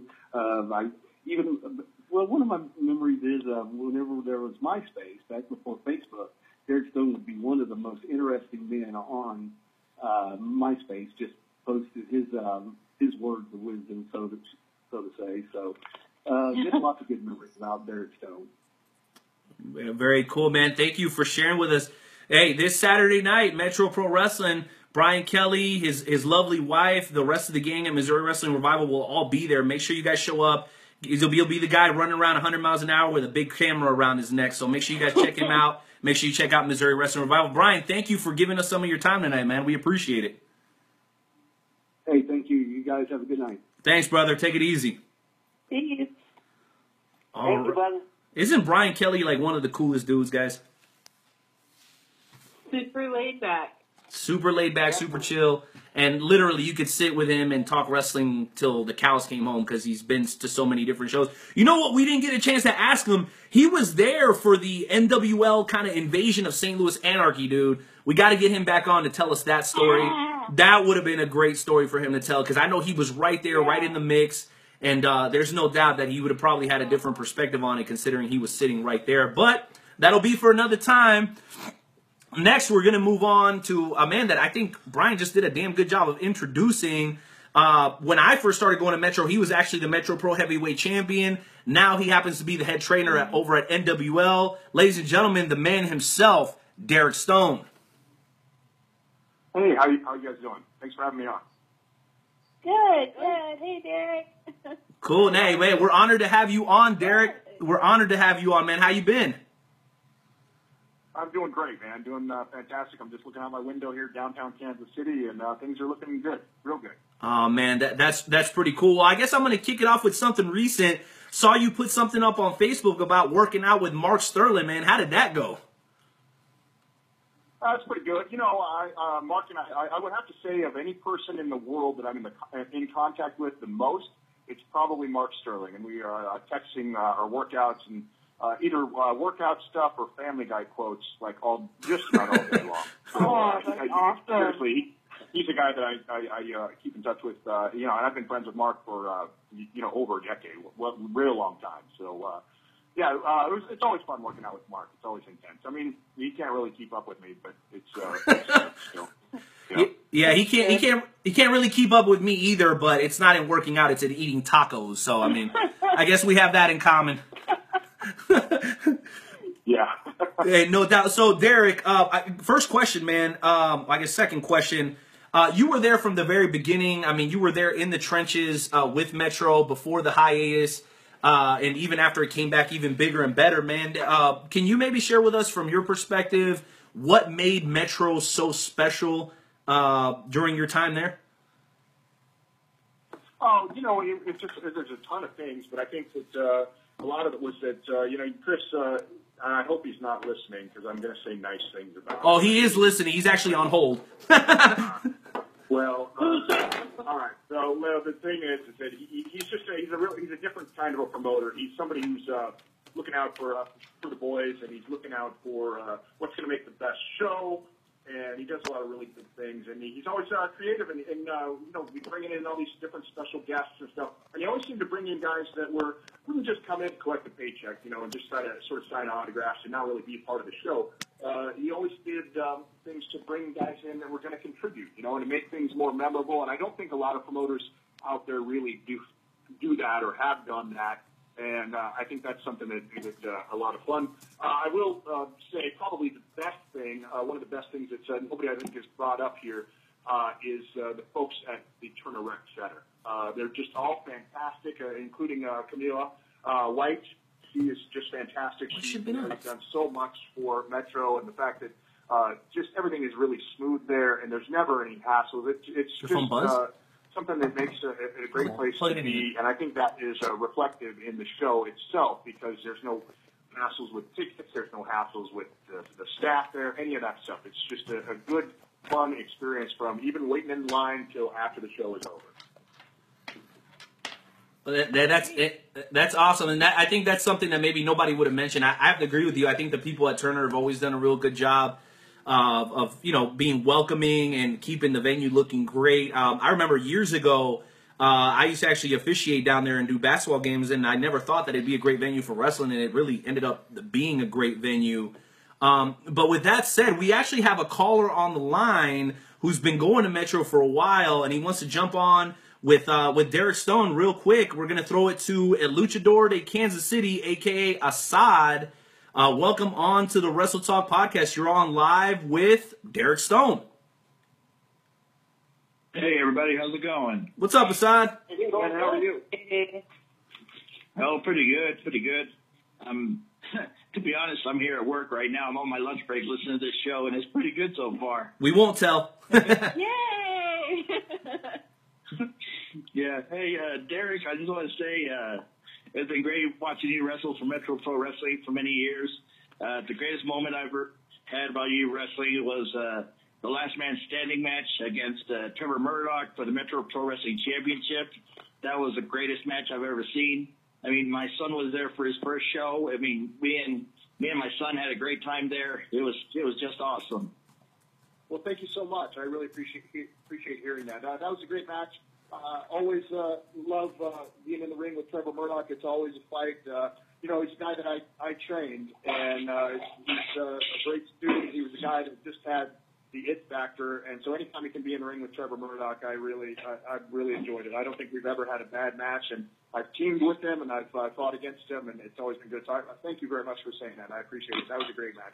I enjoyed it. Thank you. Another thing, it's great. It's great that you're going to be a part of the new NWL as a trainer. I mean, are there any new wrestlers that we should be looking forward to see in this new league next year? Absolutely. Some of the best guys. First of all, I think you're going to see the Regal Twins. Of course, they're from Kansas City. They're going to be known as Jet and Jax Royal. Definitely, guys, you're going to see big things out of them. They're very, very, just they have a huge ceiling. I think one of the guys I think everybody's going to absolutely love, is Dakota Draper from Colorado. You may have known him as Sammy Six Guns, Sammy Bell. He's going to be fantastic. KOB at St. Louis will be great as well. Everybody that is a full-time guy for us is going to be fantastic. Also, guys that you may not have heard of, like Richie Windsor. It's got a great, fantastic body. It is about one of the most ripped guys I've ever seen. Mark Sterling might have to take a back seat to the biggest wrestler in the world. Shade. There's a ton of guys that you haven't seen. That everybody keeps talking about. Well, geez, they're going to be running shows every other week. This huge roster and a lot of guys that you haven't seen, and they're going to be put together with a great creative group of people and top-notch, great venues. It's going to be an awful lot of fun. So I would just encourage everybody to go check out the shows. No doubt. Well, cool, thanks for that insight. Hey, Assad, man, we appreciate you calling in. You actually are qualified right now by being such a wonderful caller for 2 general admission tickets and a Jeremy Wyatt signed autograph T-shirt. I think that's a little redundant, right? Signed autograph. But yeah, we'll go ahead and we'll select the winner through our Facebook page, and we'll be giving the tickets and the shirt away on this Saturday. So hopefully you win, man. Thank you for being a part of the show tonight. Cool. All right, there goes Assad. Thanks for all the work, man. Yeah, he's a good guy. He's been going for a long time. I know he's one of those loyal Metro guys, and I know he's definitely planning on going out to NWO as well. Derek, I did have somebody that wanted to jump in real quick before we get to Chris Gough. You might have heard of this guy, real slick looking dude, real long ponytail, and he usually is the one that kicks off the show. So let's bring him on just for a couple of minutes here. Ladies and gentlemen, joining the interview with Derek Stone is none other than the voice of Metro Pro Wrestling, Don Diablo. Hey, Don. What's going on, guys? What's going on, Donnie D? Hey, bud. What's happening? Hey, Derek. How you doing, bud? I'm doing good. How about you guys? What's going on? Not too much. Just fantastic. Doing great. Dude, yeah. Well, hey, we're over here. Hey, we're over here kicking it, man, like a soccer game, keeping it official like a referee with a golden whistle. Donnie D, first guy I ever saw at Metro Pro was you, man. And then that same night, Derek was in a championship match as the Metro Pro Heavyweight Champion. So I guess I'll just throw the very first question out, man. The time that you've been at Metro, you got to see Derek quite a few times, man. What would you say about him and how talented he is in the way that he kind of interacts with the fans? Because nobody's got a better seat in the house than you, that's for sure. Mm-hmm. The man with many faces, man. I'll tell you what. That guy, I walked into the door of Turner Rec Center, and I about crapped myself. That's all I can say. Hey, at least you're not puking all over the floor. And then he came out with that mask on, and then I really crapped myself. his alter ego, Daryl Slays. No, yeah. Man, that first time when I walked into Turner Rec Center, man, I was just, I was overwhelmed. I researched it a little bit, and Chris Gough gave me an opportunity. I just moved back here in Kansas City from Reno, Nevada, and I was expecting a small type of indie show, and after I started it blew my mind. The professionalism from everybody. First and foremost, the way Chris Gough treated me from the get-go was just amazing. He treated me with the utmost respect and professionalism, and everybody on the roster in the locker room just was really good to me. Despite some of my screw-ups I made, people gave me encouragement, and I just kept pushing on, and I'll tell you what, man, I couldn't work with a better group of guys. Well, that's cool for you to share, and we can hear the sincerity. We can hear the sincerity in your voice, Derek. I kind of want to ask you the same question, man. I mean, you've been there since the beginning. You saw when Donnie D came in, man. What do you think he added, to Metro to make it memorable? Because, like I said, first time I ever went there, first guy I saw and heard from was Donnie D, man, and definitely it wouldn't have been the same without him. What are your thoughts? Well, first of all, he's just got like a fantastic voice, right? It's just a voice that you want to listen to, so you want to listen to what he's got to say. So, I mean, that's why he's been a successful DJ and stuff. So it's somebody that he kind of compels you when you hear him. Plus, he's got a great attitude, and it's kind of it's one of those things that people don't think about how important a good ring announcer. And but Don's more than that. He's like a show host. He's kind of keeping the action moving and talking to folks in between the matches and all of those things. And, if you don't have a good personality, that part of the show really seems to drag on. But with a guy like Don, he's great at that. And that's just really one of those things that just makes it everything's smooth, even on a long delay, or, you might be getting ready to go to intermission. He's talking, he's entertaining, and all of those things. So I just think there's, he does a fantastic job, and I hope to be working with him more in the future, for sure. Yeah, and we hope to see him transition over to NWL as well, because I think there'd be no better guy. He already knows a lot of the guys that are going to be moving on over. That's just my personal thoughts. But I also wanted to bring in somebody that you might recognize, Donnie D, a guy that pretty frequently there at the Metro shows, and I know he shows you a lot of love at the shows and online. Sonny Mayo, jump on in here with Donnie D and Derek Stone. Hey, guys. How we doing tonight? I'm enjoying the interview so far. I got a question actually for both you guys.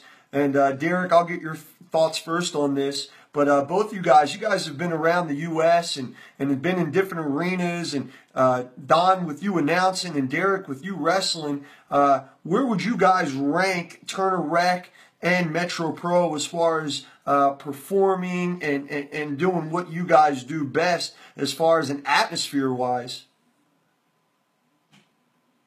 Well, you know, as far as atmosphere's great. I'm not really big on ranking things. You know, every experience is its own unique experience, and so I just let that go and enjoy it for what it is. You know, I just take things as they are. But you know, Metro is definitely. I'm going to get crap for sounding like a hippie from Chris Gough. But hey, if you want, we can play some rap music in the background through the rest of the interview if they think that'll. Sure, that'd be good. That'd be great. Yeah, but I mean, I think it really is a special venue. I mean, it's just there really is a connection there with the fans and with the staff in the building and with everybody there. You know, even with the guys setting up the ring, those guys, you know, they don't have to be there. They're there because they enjoy it and they like helping out. And you know, it's definitely a thing. You know, that is full of love. It's not necessarily all business, you know. So I think that really shows through. So I think that's one of the things that makes it special.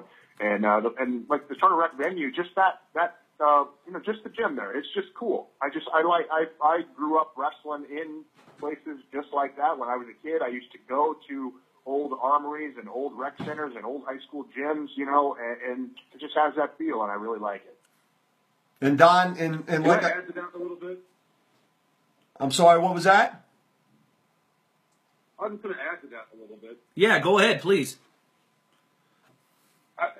Basically, I'm just going to, you know, I can't really add any more than what Derek said, but, you know, I've only been in the wrestling business for 5 years myself as a ring announcer.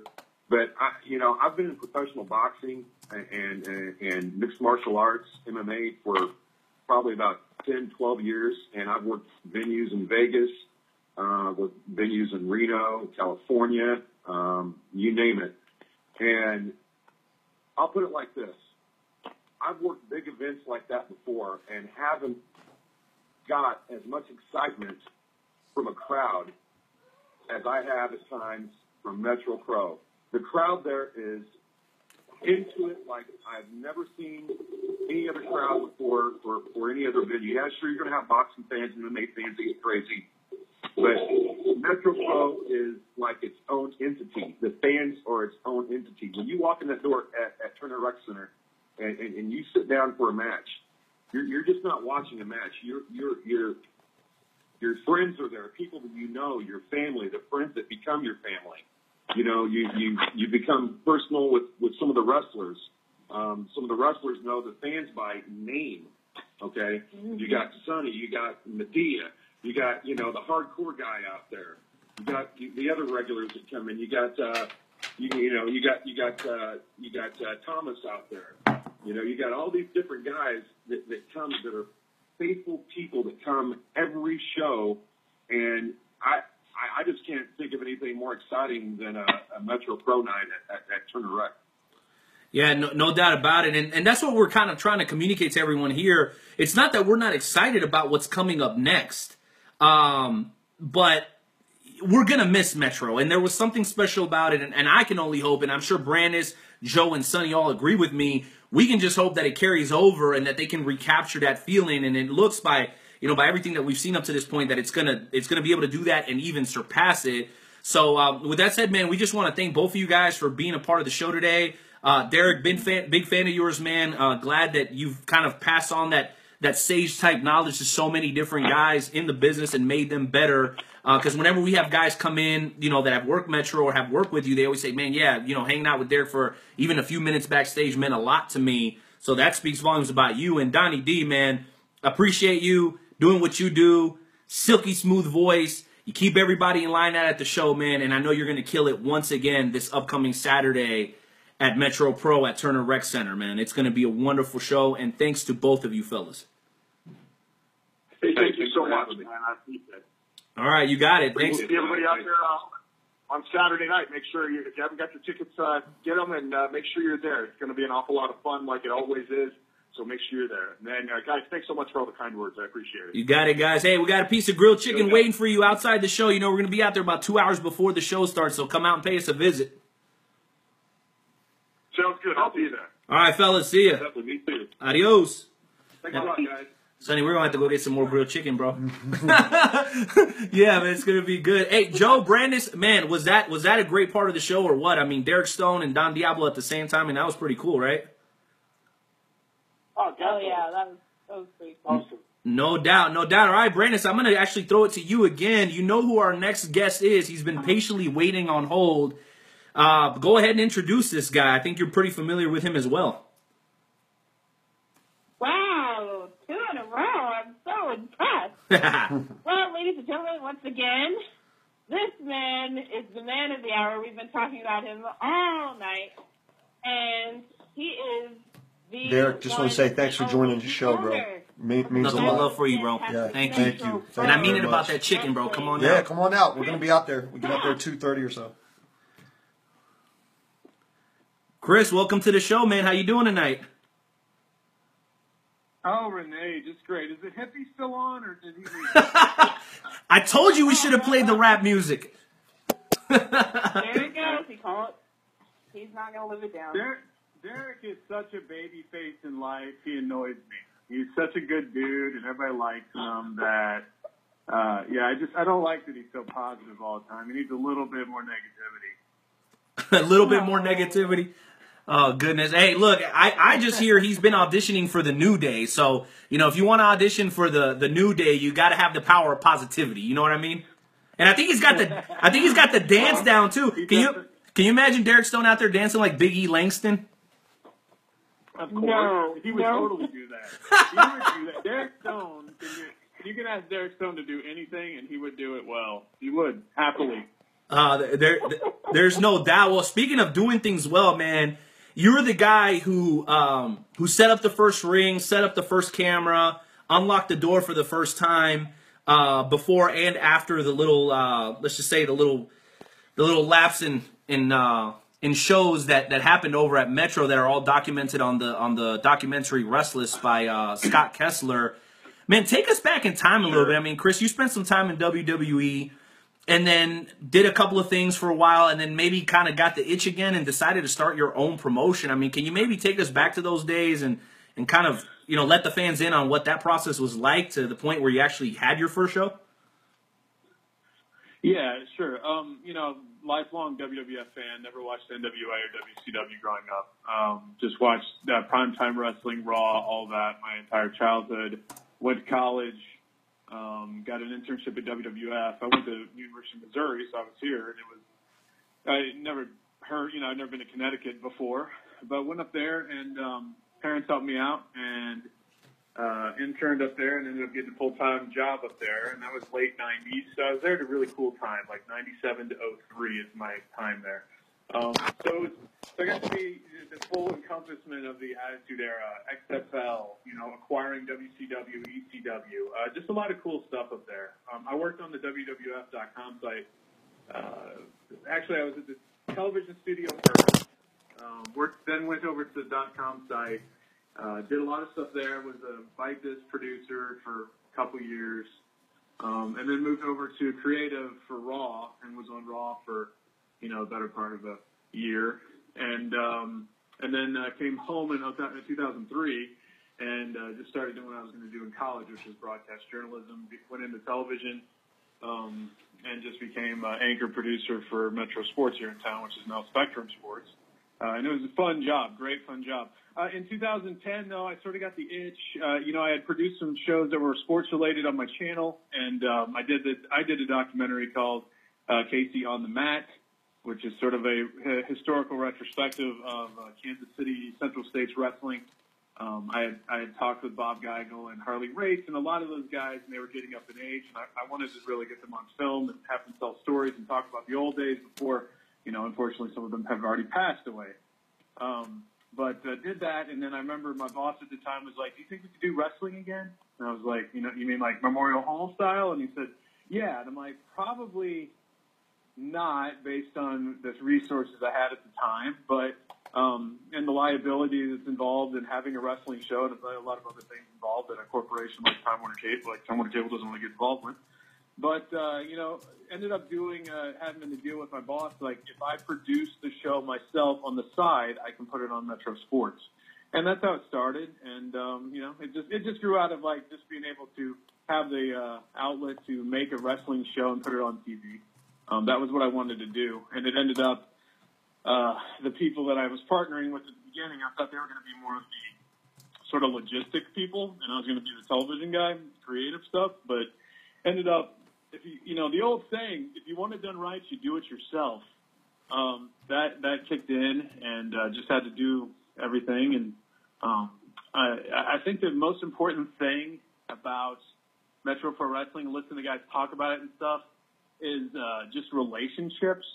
That's the best thing that you can build out of doing something like this. I mean, at the level that Metro Pro started and has been and is today, you need a lot of people helping out. I mean, I have great relationships with everyone you've had on the phone tonight. I mean, and I'm a loyal guy. These guys they're loyal to me, and I respect that.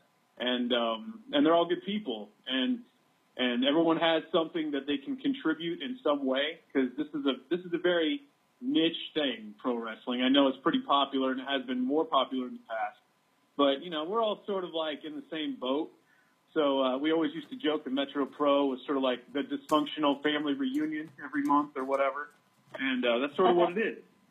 And and the relationships that I've made with everyone from, I love the Turner Rec people. They're like some of my best friends. I mean, they're great. And when this started, they had never really had wrestling there. I've had to build a trust with them and vice versa. To, my family helping out, just my time and just helping. My dad helps a lot. And then all the wrestlers that I met, Don Diablo, a guy that I don't know any of these people before I started, really. I'll never forget the first story when I met Michael Strider. I didn't know who he was. I just knew he had done a lot in Central States wrestling. So I met him at like an Applebee's in Raytown. With his wife was there, and I remember talking with him about sort of pitching what we wanted to do. And I think he was probably like, "Oh, here's just another dude wanting to start a wrestling company," which is a normal thought. And it's just when I think about like that first meeting with him, and then like where it's come to, where he's like one of my really good friends in life, and he's breaking his back a few months ago in Turner Rec, and he's still got probably a deep divot in his back from the was that brutal or what? It's just, yeah, it was awesome, and believe me, I never asked him or Pete Madden or Jeremy Wyatt to do anything that they do. Derek Stone is in that category as well. They're all like pretty brutal. They can be. So, it's just I've just had a lot of great relationships, and that goes with the fans too. I mean, Renee, I know I call you the Hispanic Joel Gertner, sort of. And, I'll take that. Hey, but he didn't have a sweet beard like this. I'll tell you that. We have, Medea and Raiders fan and Santa Claus and everyone else there, Cowboy. There's a lot of like intimate, relationships in terms of, we all know each other, man. It's like, I don't know you every day, but I know you when you talk wrestling or come to Metro. So, it's an interesting thing. There's no doubt. Now, you spoke about loyalty, but I'm wondering, how you feeling about all your guys jumping ship to NWL, man? That's got to bother you a little bit, right? Well, of course, I think Renee, what happened with NWL, so let's talk about the two sides of Metro, okay? Because I know that some fans, I've given you some trouble, Renee. Like, some people have been really Debbie Downers about the quote-unquote last Dude, and we've had your back all the time, bro. Not everybody has to sit on the front row or whatever, Like, I understand what you guys are doing. I get that. And I don't blame people for feeling that way, because I understand from their perspective why they feel that way. I mean, it's a cool, small environment. I was telling Brandon this the other day. I know people that stopped coming to Metro shows when we got like over 150 people, because they just got too big for them. Because there's some people that like going to real crap shows because they want to just be part of the action. They want to be a person on the show, like causing a ruckus in the crowd, more than you can really do at a bigger show. Right. I mean, and so I get like people like different things. You've got your opinion on what you want, but But like the personal side of it is, sure, I am going to have a part in my heart where I will miss Turner Rec Centers and Turner Rec Center shows and all that. And I'm going to miss Camellia. I mean, Jill, everyone over there at Turner Rec. That's the worst part of this is Turner Rec. But outside of that, the business side of Metro Pro is I'm a married guy with 2 kids, and I have a career and I have other things going on. So at some point, I hate to say this, but at some point I was either going to have to try to make it bigger or probably just stop doing it, because that's just the reality of life. I can't. I am not the kind of guy that wants to run a show the same level for 40 years. And some people are like that. That's not me.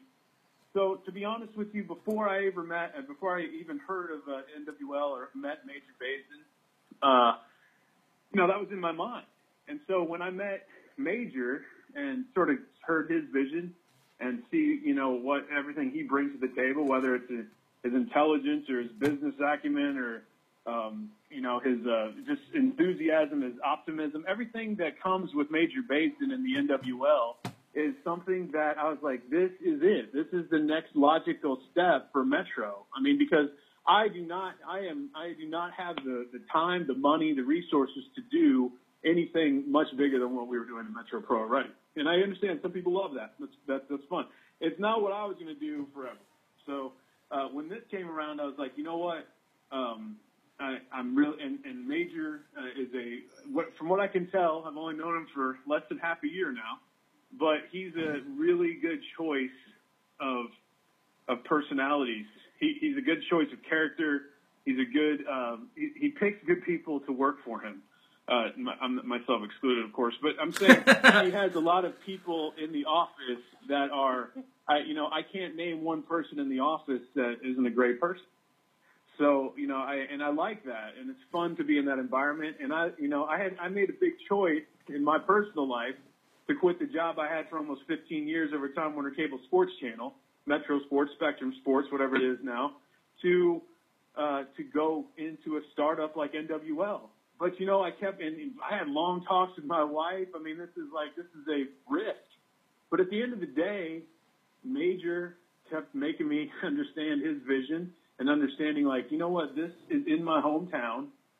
Here's a guy that can do it. This guy has a better business background than I dare say almost anyone that's ever started a wrestling company in the history of America.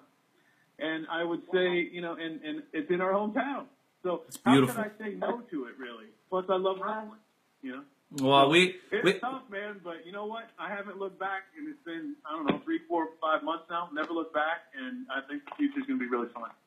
Well, like I always say, man, you're either evolving or you're getting worse, and I kind of understood that, and I know, in having conversations with our team here at the Wrestle Talk podcast, I mean, we kind of feel the same way. We're going to miss Metro, but there's just an eventual need to continue to evolve.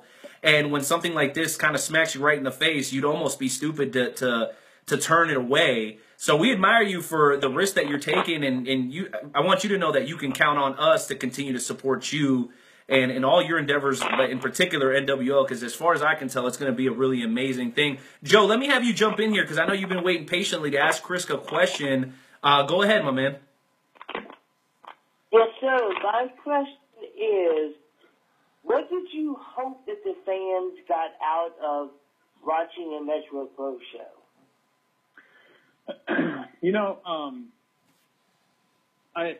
To be honest, when I first started doing this, I really didn't have a straight plan for exactly what I wanted to do. To be honest, to be completely blunt, like WWF and that, what I was used to doing there, is so far from indie wrestling. Listen, anybody who's listening through the internet connection, I encourage you guys to call in, because at 9 o'clock sharp Central Time, the feed will drop if you're listening through the internet connection until the replay comes out.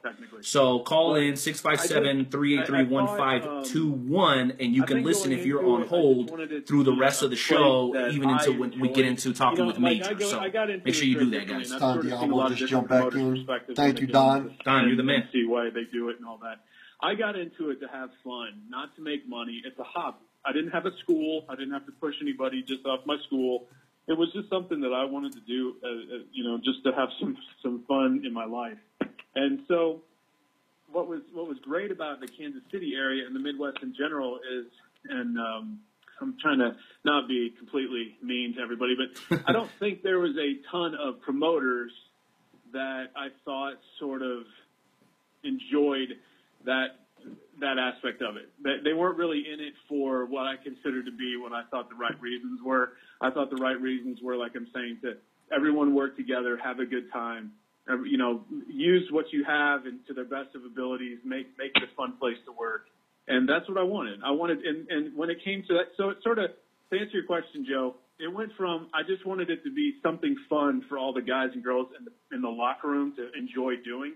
And when you do that, that shows the fans that just spreads everywhere. You know what I mean? And I think that, again, that goes back to the relationship. I have great relationships with all my wrestlers. I mean, there's only been a handful of guys and girls in the last 6 years that, you know, maybe I tried once or twice in shows, didn't really work out, and we moved on.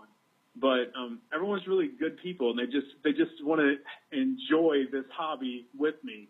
And I think the fans sort of saw that in the faces, in their emotions, in their actions in the ring, and that's what they got out of it. And I think that, you know, I didn't really have a goal in mind, but that's what ended up happening.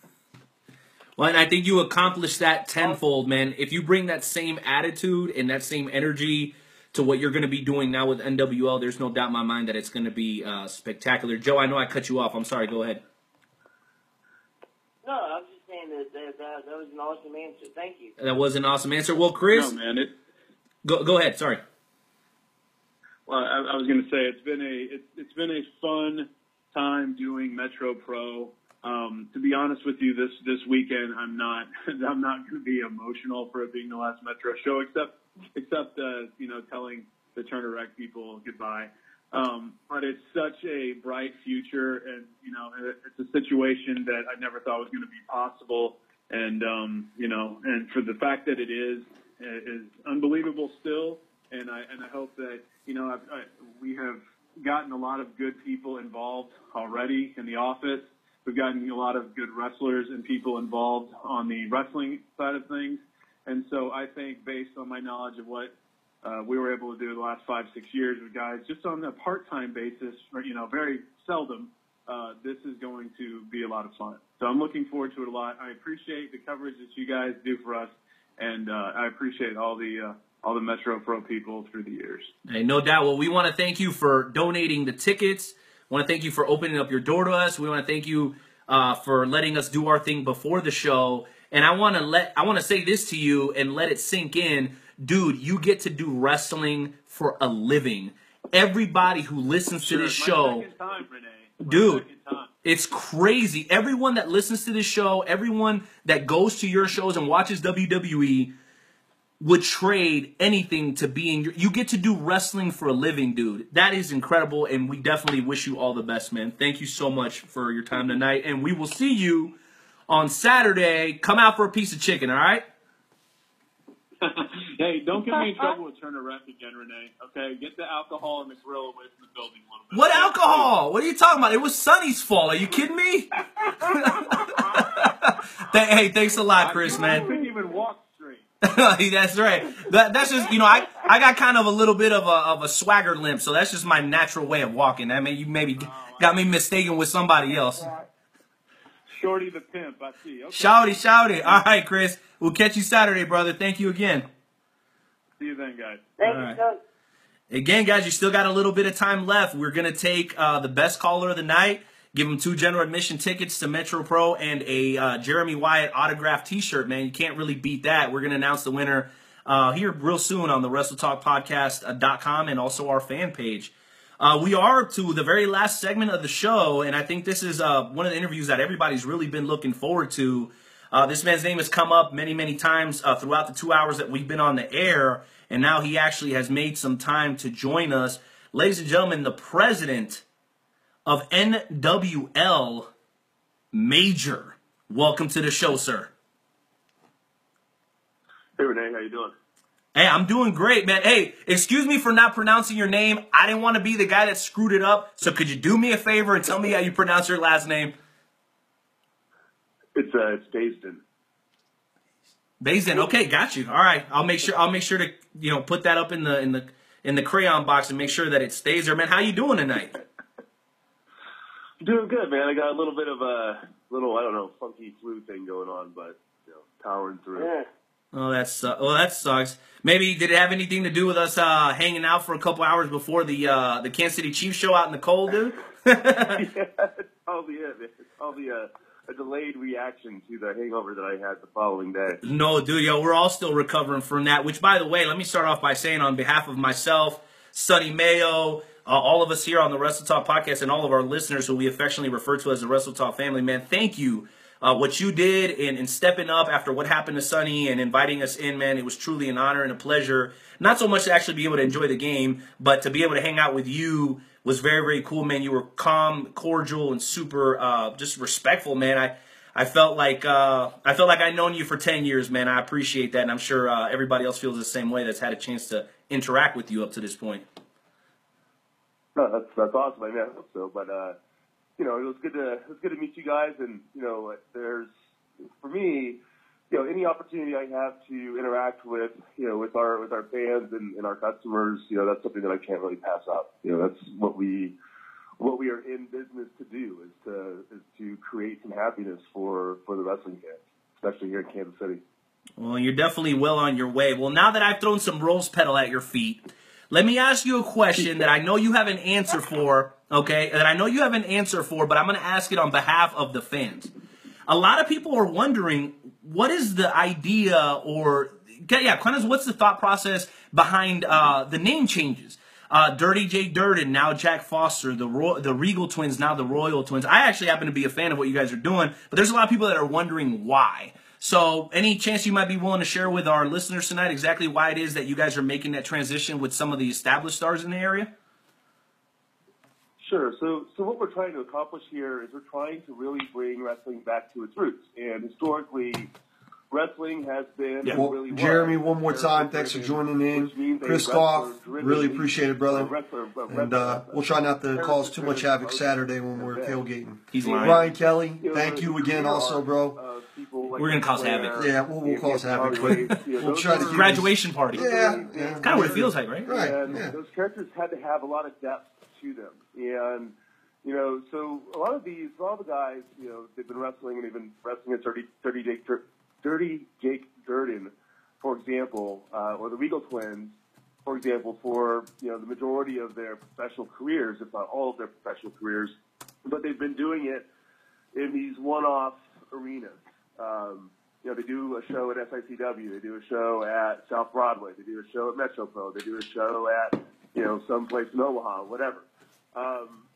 This is an opportunity for them to really create a character that they own that exists only in one place, in one universe, and really allows them to develop it within a storyline. When you're wrestling at 5 different promotions, that's a great point. In 2 weekends, you can't really develop any story around your character. So your character just doesn't have that depth, right?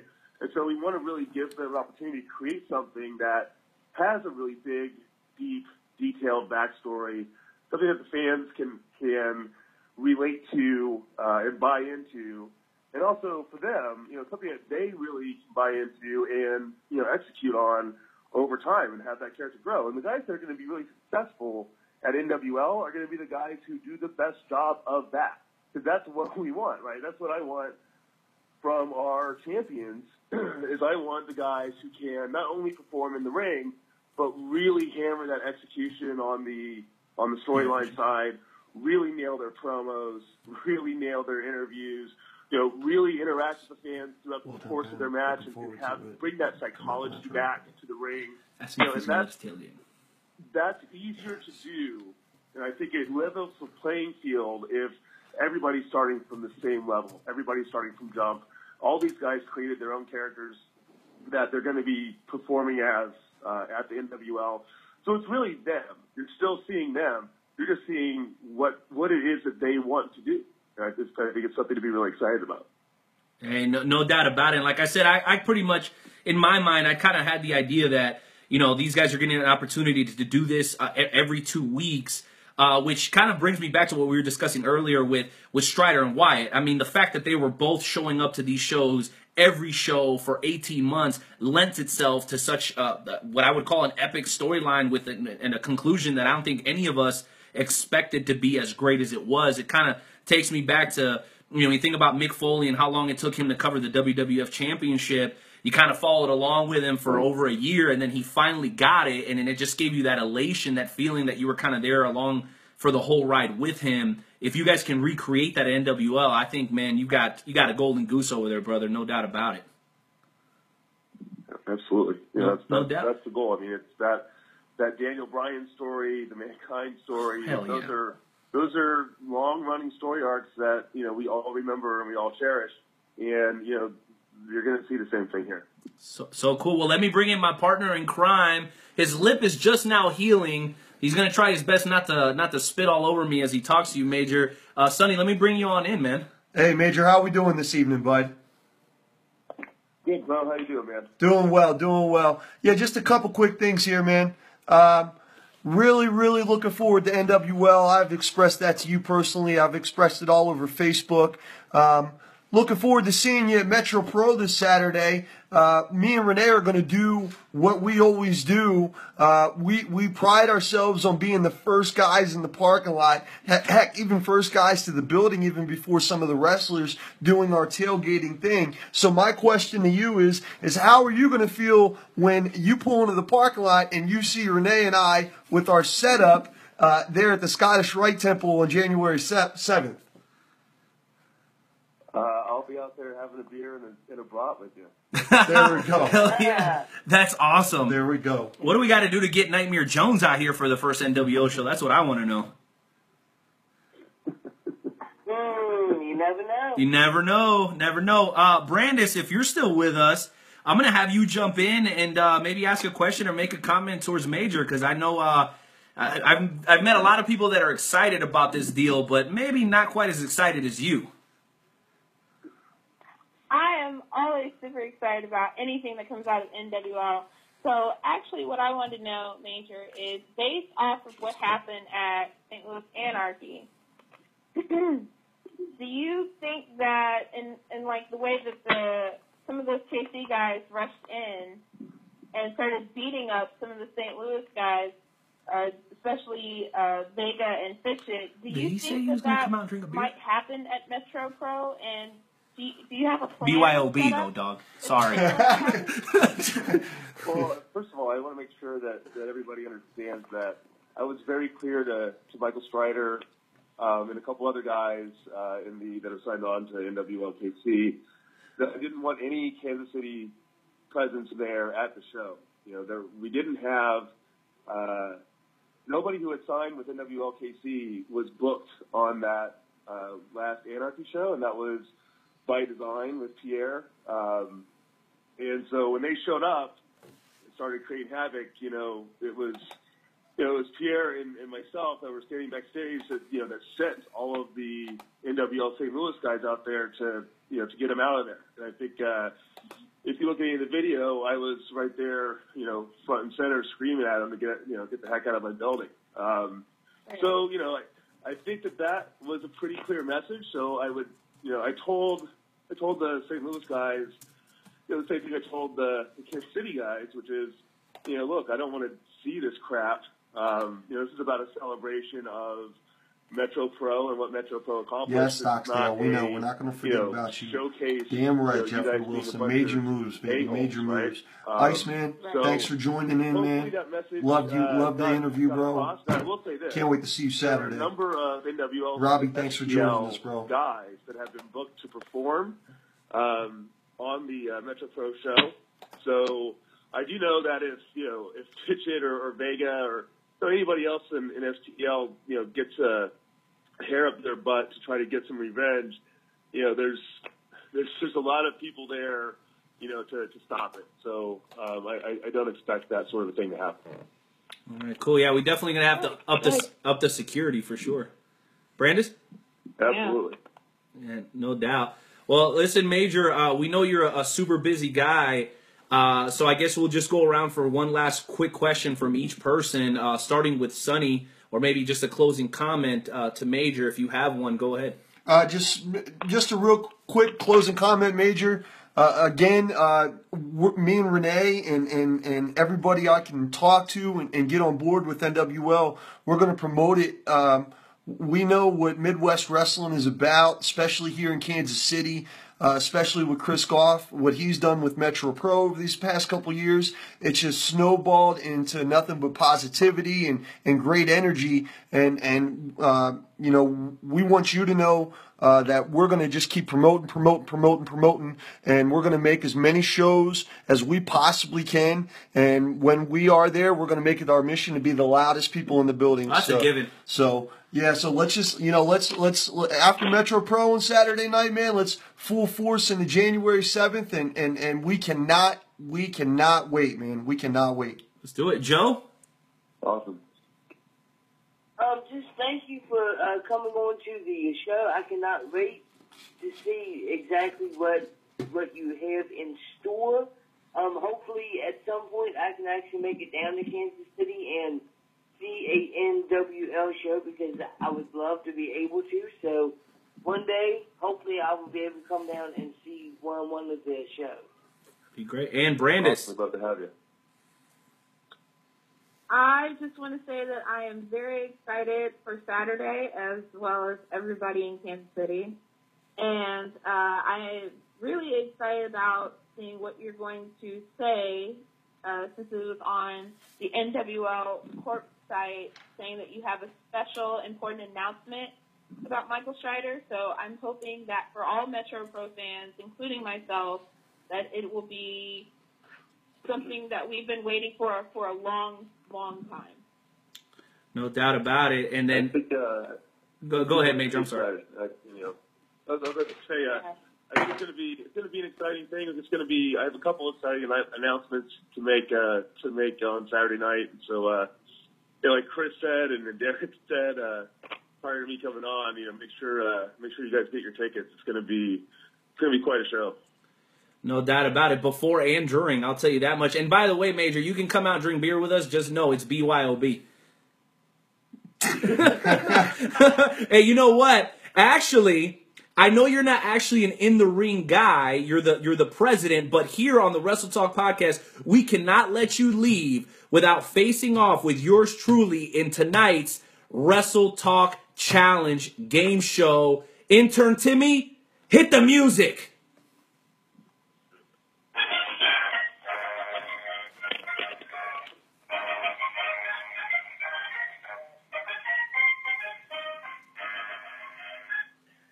All right, ladies and gentlemen, thank you for coming to the new and improved song for the new game show that we have going on.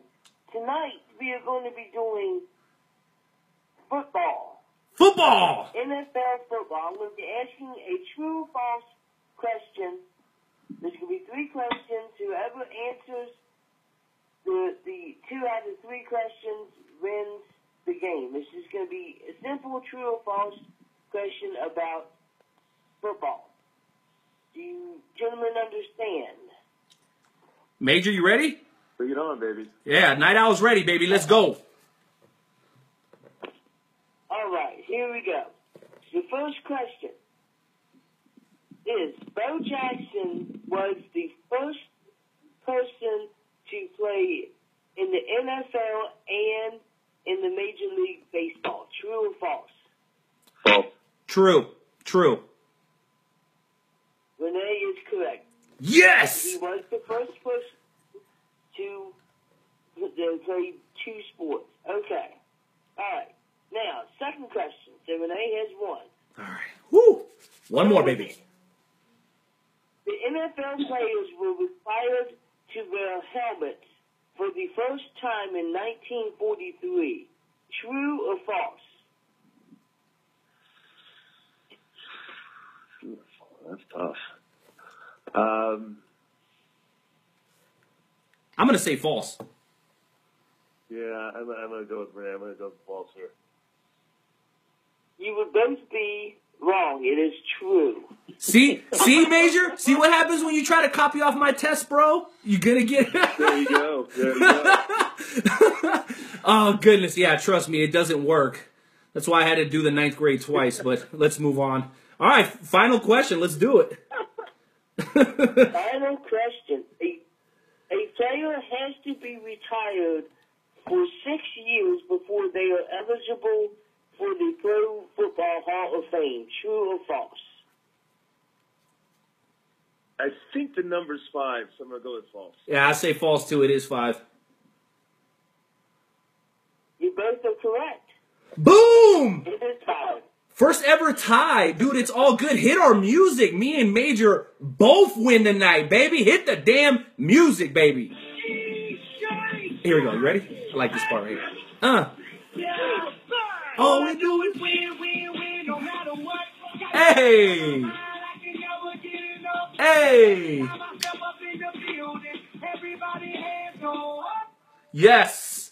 And they say that. And they say that. Oh, what a fun game show. All right, man. Major, dude, you're a hell of a sport, man. Thank you for putting up with our shenanigans for a little while. And I'll just say this, man. Get used to us, bro. We're going to be all over the place. Wherever NWO goes, the Wrestle Talk podcast will follow, brother. Thank you very, very much, man.